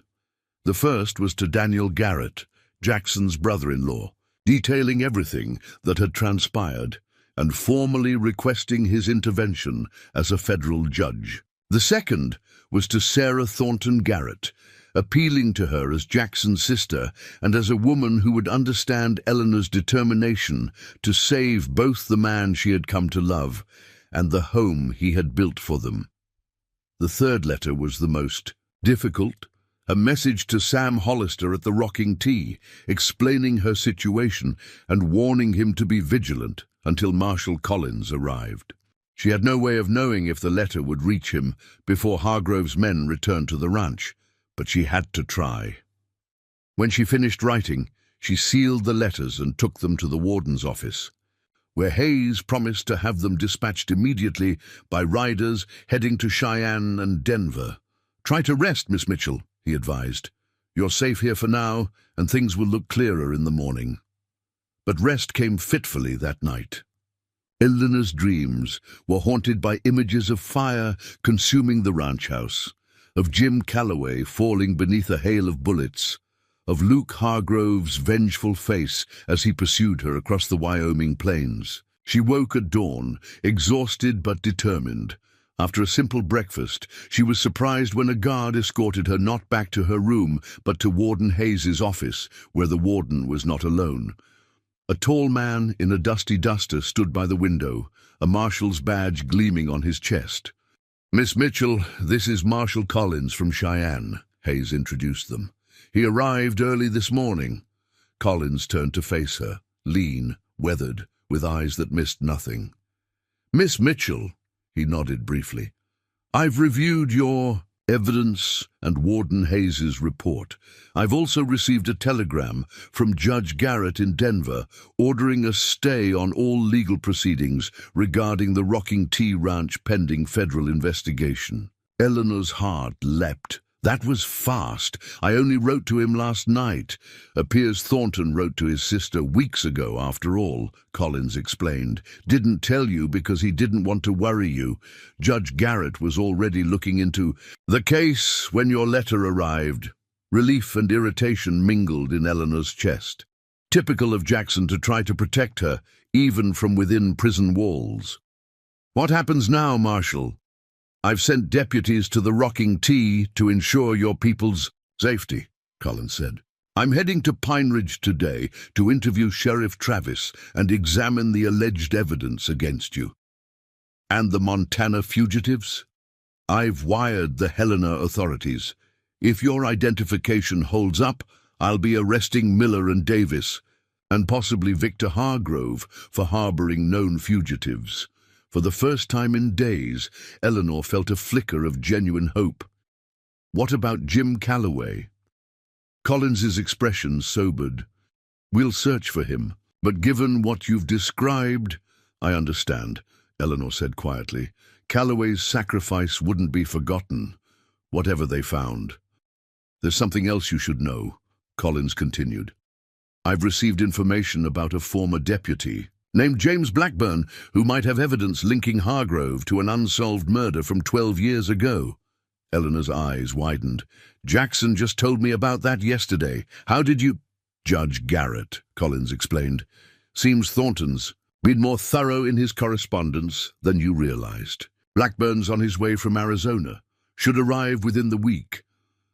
The pieces were falling into place faster than Eleanor had dared hope. With Marshal Collins investigating, Judge Garrett's federal intervention, and potentially damning evidence. From Blackburn, the tide was finally turning in their favor. "Miss Mitchell," Warden Hayes spoke up, "in light of these developments, I believe it's safe for you to return to the Rocking T under Marshal Collins's protection. The fraudulent warrant has been temporarily suspended by Judge Garrett's order." "Thank you, Warden," Eleanor said sincerely. "When can we leave?" "This afternoon," Collins replied. "I've business in Laramie this morning. Be ready to ride by 2:00. The journey back to the Rocking T was tense but uneventful. Marshal Collins was taciturn but vigilant, his eyes constantly scanning the horizon as they rode. They stopped briefly in Pine Ridge, where Collins met with Sheriff Travis, while Eleanor waited anxiously in the marshal's office, avoiding the curious stares of townsfolk through the window. When Collins returned, his expression was grimly satisfied. "Travis is cooperating," he informed her as they remounted. "Seems he was uncomfortable with Wilson's tactics all along, but felt pressured. He's provided copies of all documents related to your case and Thornton's, including the alleged Eleanor." "Harrison papers?" Collins nodded. "Crude forgeries, from what I can tell. We'll have a handwriting expert examine them, but I don't think Wilson expected them to withstand real scrutiny. He just needed a pretext to arrest you and discredit your testimony." As they approached the Rocking T, Eleanor's anxiety grew. The ranch had been undefended for days. What would they find? To her immense relief, as they crested the final hill, she saw not destruction but signs of continued operation. Cattle grazed in the near pastures. Smoke rose from the chimney of the partially rebuilt ranch house, and in the yard, ranch hands were hard at work on repairs. Sam Hollister came running from the barn as they rode in, his weathered face breaking into a rare smile at the sight of her. "Miss Mitchell, thank God you're safe." Eleanor dismounted quickly, nearly stumbling in her haste. "Mr. Hollister, is everyone all right? What happened after I left?"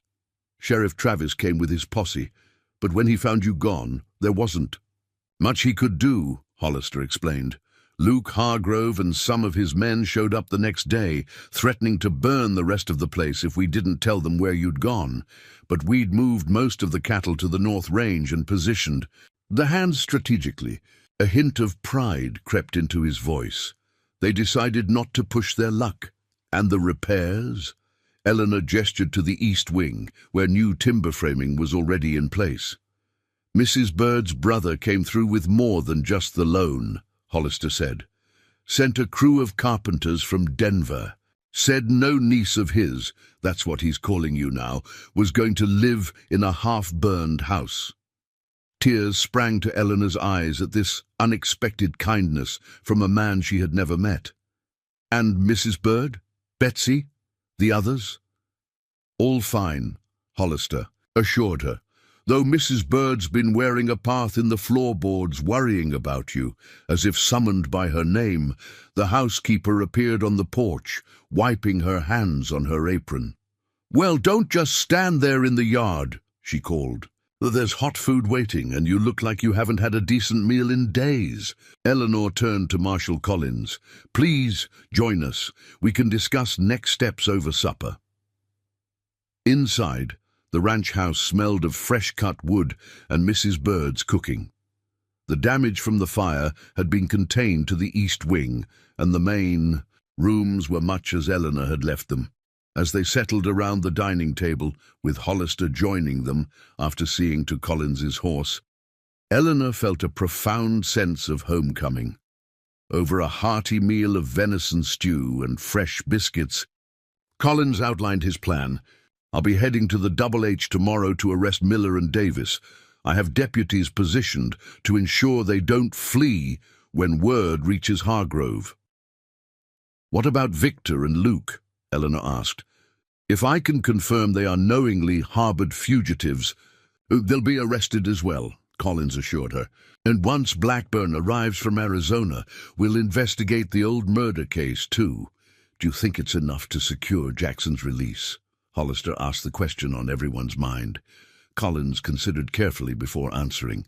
"With Judge Garrett's involvement, and if the Montana witnesses are proven false, I'd say Thornton's chances are better than good. The governor has the power to pardon in cases of proven injustice." Eleanor's heart swelled with hope. After weeks of struggle, danger and setbacks, justice finally seemed within reach. The rocking T was still standing, her allies were safe, and powerful forces were now moving against Hargrove and Wilson. As the discussion continued into the evening, Eleanor found herself thinking of Jackson, alone in his cell, but perhaps finally allowing himself to hope as well. She remembered the wonder in his eyes when he had first seen her in the prison visiting room, the strength in his embrace despite their dire circumstances. She had come to Wyoming as a mail-order bride, seeking a husband and a new life. What she had found instead was her own strength, a cause worth fighting for, and a love that had been tested by fire and separation, and had emerged stronger for it.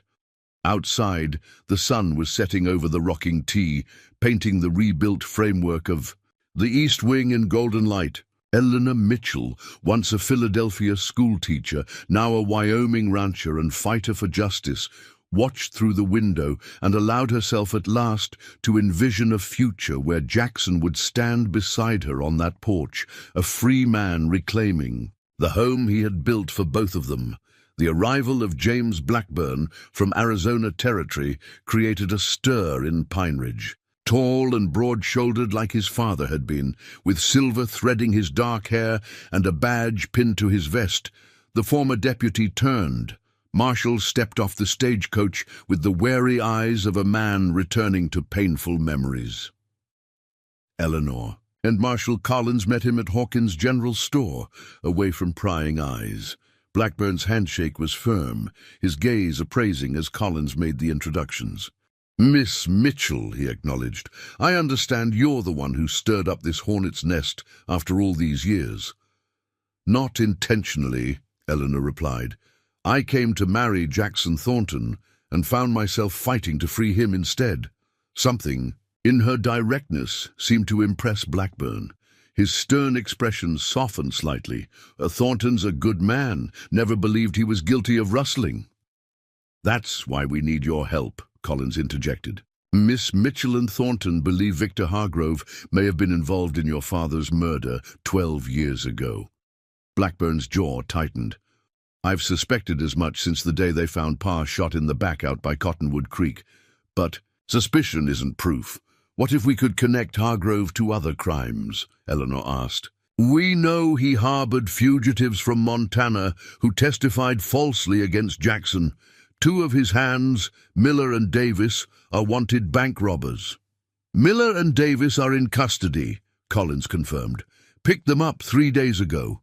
They're talking now, hoping to save themselves from the gallows." Blackburn considered this. "What exactly do you need from me?" "Your father's investigation notes," Eleanor said. "Jackson mentioned that Sheriff Blackburn was looking into cattle theft from small ranches before his murder, ranches that Hargrove later acquired. I kept Pa's journal and case notes," Blackburn admitted. "Never could let it go. Brought them with me." "We need to establish a pattern of criminal behavior," Collins explained.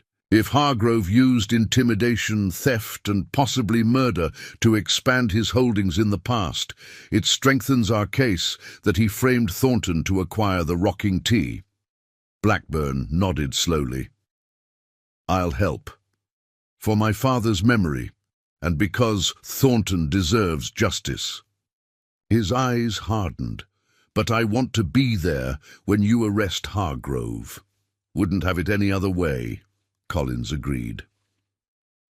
The next week passed in a whirlwind of activity. Eleanor divided her time between the ranch, where reconstruction of the East Wing continued apace, and assisting Collins and Blackburn with their investigation. Each day brought new developments, new pieces fitting into the puzzle of corruption that had ensnared Jackson, Miller, and Davis, facing the prospect of hanging. For their crimes in Montana had begun to cooperate. Davis, the younger and more nervous of the two, was particularly forthcoming, confirming that they had never witnessed Jackson rustling cattle. Instead, Luke Hargrove had orchestrated the entire scheme, planting the stolen cattle on rocking tea, land and coaching the hired hands on their testimony. More damning still, Judge Wilson's financial ties to his brother's bank and Hargrove's land deals were exposed through records obtained by Judge Garrett from Denver. The judge had received consulting fees from both parties shortly before and after Jackson's trial, clear evidence of judicial misconduct. But the most explosive revelation came from Sheriff Blackburn's old journals. The sheriff had documented a series of threatening visits from Victor Hargrove to struggling ranchers, followed in each case by mysterious cattle disappearances that forced the owners to sell. In his final entry, dated the day of his murder, Blackburn had written, "Meeting. Informant at Cottonwood Creek tonight. Claims to have witnessed Hargrove's men altering brands on stolen stock. This could be the evidence we need to bring charges." The informant, a young ranch hand named Thomas Everett, had disappeared after Blackburn's murder, presumed to have fled out of fear. But Blackburn's notes included Everett's description of Hargrove's operation and names of other hands involved, including one that made Eleanor gasp when she read it. Edwin Wilson, she showed Collins the entry. Before he became a banker, he was working for Hargrove back then. "The connection goes deeper than we thought," Collins mused. "Wilson and Hargrove have been partners in crime for over a decade. With the evidence mounting, Marshal Collins obtained warrants for the arrests of Victor Hargrove, Luke Hargrove, and Edwin Wilson on multiple charges including harboring fugitives, obstruction of justice, falsifying evidence, and, in Victor's case, conspiracy to commit murder. On a crisp June morning, Eleanor stood on the porch of the Rocking T, watching as Marshal Collins, James Blackburn, and 4 deputies rode out toward the Double H. Part of her had wanted to accompany them, to witness Hargrove's downfall firsthand, but Collins had firmly refused. Too dangerous, he'd insisted. "We don't know how they'll react when cornered. Stay here with your people." So she waited, alternating between nervous pacing and forcing herself to attend to ranch business. Hollister kept the hands busy with normal operations, though it felt the tension in the air. Mrs. Bird prepared a midday meal that no one had the appetite to eat. It was late afternoon when the sound of approaching riders brought everyone running to the yard. Marshal Collins led the procession, followed by his deputies escorting 3 prisoners, Victor and Luke Hargrove, and Edwin Wilson, all in handcuffs. Eleanor stepped forward as Collins reined in. "You got them all?" "Not without a fight," Collins replied grimly, gesturing to one deputy whose arm was bandaged. "Luke tried to run. Victor pulled a gun." "Anyone killed?" Eleanor asked anxiously. "No, thankfully, though not for lack of trying on their part." Collins dismounted, stretching his back. "We're taking them to Laramie tonight. Judge Garrett is already there, prepared to convene a special hearing." Victor Hargrove, seated on his horse with his hands bound before him, glared at Eleanor with undisguised hatred. "Enjoy your victory while it lasts, Miss Mitchell. I have friends beyond Wyoming who won't take kindly to these false accusations." "Save it for the judge, Hargrove," Blackburn snapped, yanking the reins of the rancher's horse. "You'll have plenty of time to make speeches during your trial." As the prisoners were led away, Collins approached Eleanor privately. "Miss Mitchell, I'd like you to come to Laramie tomorrow for the preliminary hearing. Judge Garrett believes we have enough evidence not only to bring these men to trial, but to recommend a full pardon for Jackson Thornton." Joy surged through Eleanor, so intense she had to steady herself against the porch railing. "A pardon? So soon?" "The governor's been briefed on the situation. With Federal Judge Garrett overseeing the proceedings and the evidence we've gathered, he's indicated he's prepared to act swiftly to correct this miscarriage of justice." Tears welled in Eleanor's eyes. When might Jackson be released? "If all goes as planned," Collins said carefully, "possibly within the week." The news was almost too much to comprehend. After months of struggle, danger, and setbacks, freedom for Jackson seemed suddenly wonderfully imminent. "I'll be in Laramie tomorrow," Eleanor promised. "First light." That evening, Eleanor could barely contain her excitement as she wrote a letter to Jackson, knowing she would likely deliver it in person the next day. How could she possibly capture in words the emotions swirling within her? The joy, the relief, the anticipation of finally being together without prison walls between them. "My dearest Jackson, by the time you read this, you will already know that Victor and Luke Hargrove, along with Edwin Wilson, have been arrested. What you may not yet know is that Marshal Collins believes a full pardon is likely within days. Our long ordeal is nearly over, my love. Soon you will walk free, returning to the home you built and the life that was stolen from you. And I will be waiting, just as I promised in my very first letter to you after discovering your situation. The Rocking T is healing, much as we all are. The East Wing is nearly rebuilt, the cattle are thriving, and your loyal friends have stood firm through every challenge. This land that you love has proven as resilient as its owner. I came to Wyoming seeking a husband and found instead a battle for justice. But in fighting that battle, I discovered something precious, not just my own strength, but a love deeper and truer than anything I could have imagined in my quiet Philadelphia life. I will see you tomorrow, and hopefully, very soon, we will stand together on the porch of our home, watching the sunset over our land. With all my heart, Eleanor. She sealed the letter, then moved to the window of her bedroom, gazing out at the rocking T, bathed in moonlight. The damaged east wing was now a framework of new timber promising renewal. In the distance, cattle grazed peacefully, unaware of the human dramas that had swirled around their home range. Tomorrow would bring the confrontation in court, facing the Hargroves and Wilson as justice finally caught up with them. And then, if God was merciful, Jackson's freedom would follow. The journey that had begun with her stepping off the stagecoach in Pine Ridge, expecting to meet her fiancé only to find him imprisoned, was nearing its conclusion. But another journey, their life together, was just beginning. The Laramie courthouse was packed the following morning. News of the arrests had spread quickly, drawing spectators from across the territory. Eleanor sat in the front row, beside Marshall Collins, dressed in her finest blue dress, her hair neatly arranged beneath a modest hat. She was acutely aware of the whispers and stares directed her way. The Eastern schoolteacher, who had defied powerful men to save her imprisoned fiancé, had become something of a sensation. Judge Daniel Garrett proved to be a distinguished man, in his 50s, with Jackson's same warm brown eyes but a more imposing demeanor. He acknowledged Eleanor with a slight nod before calling the court to order. The proceedings moved with unexpected swiftness. The evidence against the Hargroves and Wilson was presented methodically. Miller and Davis's confession, the financial records showing Wilson's conflict of interest, Sheriff Blackburn's journal detailing the pattern of intimidation and theft, and finally a surprising new witness. Jim Calloway, alive though bearing a healing wound in his shoulder, testified about identifying the Montana bank robbers among Hargrove's hands.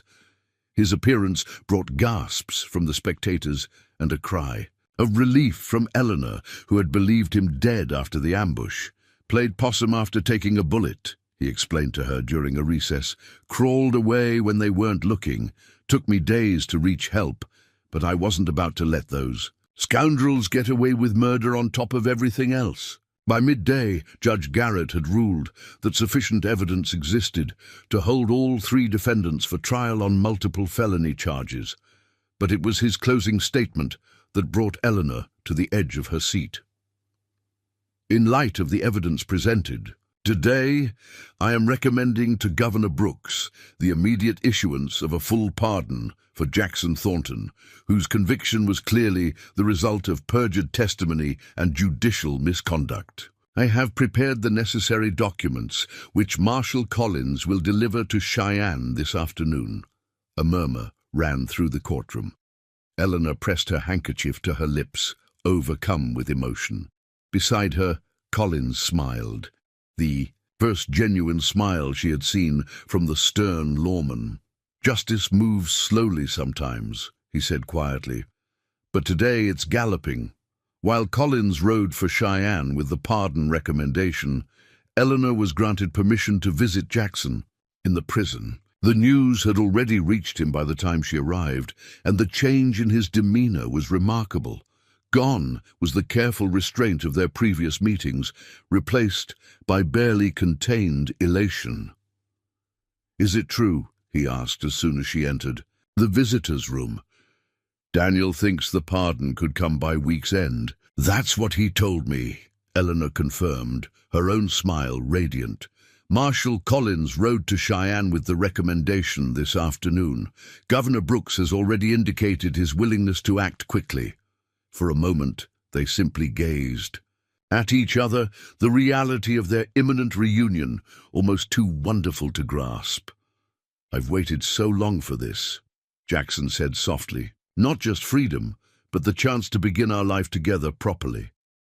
"We've already begun it," Eleanor replied. Every letter, every visit, every battle fought together. Our story started the moment I stepped off that stagecoach in Pine Ridge.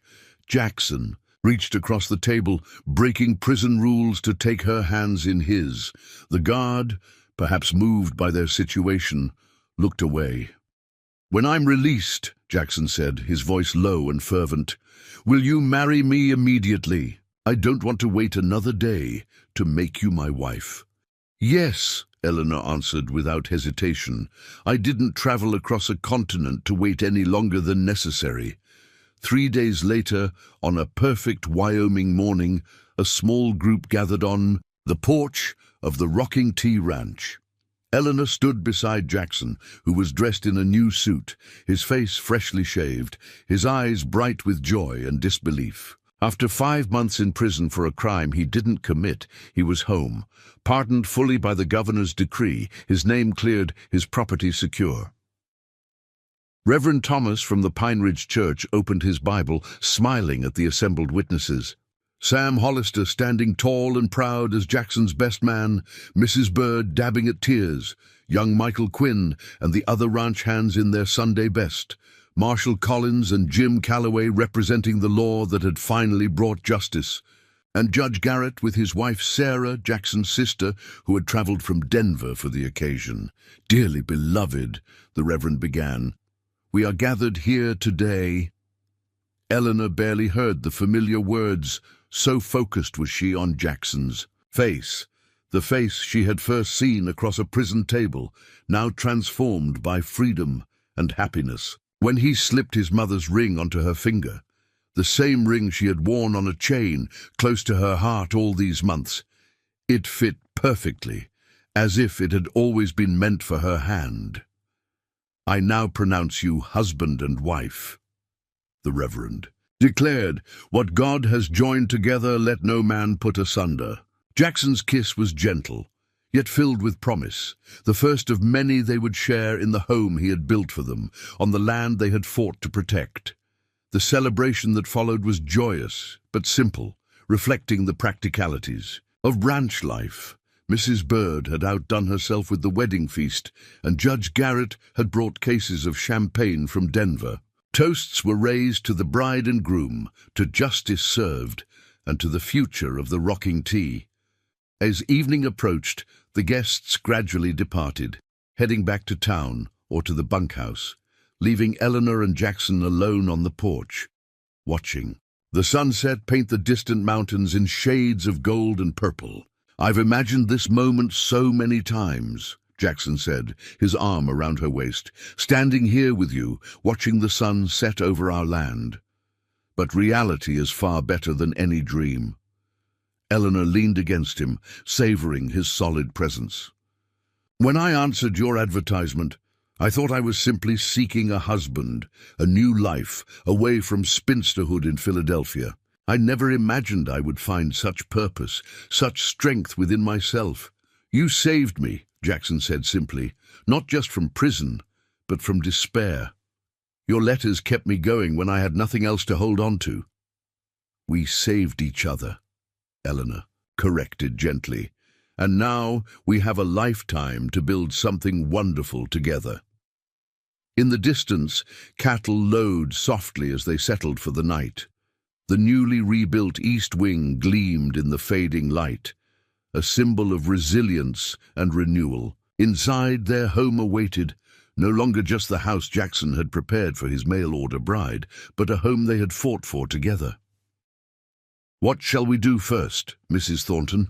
Jackson asked, still seeming to marvel at being able to call her his wife. Eleanor smiled up at him, her heart full to bursting with love and gratitude for the journey that had brought them here. "Live," she answered simply. "Just live." Hand in hand, they turned toward their home as the first stars appeared in the Wyoming sky, no longer separated by prison walls or threatened by enemies, but united in love and purpose on the land that had brought them together. The mail-order bride who had arrived to find her groom in prison had indeed taken over his ranch until his pardon arrived. But in doing so, she had discovered not just a home or a husband, but her own remarkable strength and the deep, abiding love that would sustain them through whatever challenges the frontier might bring.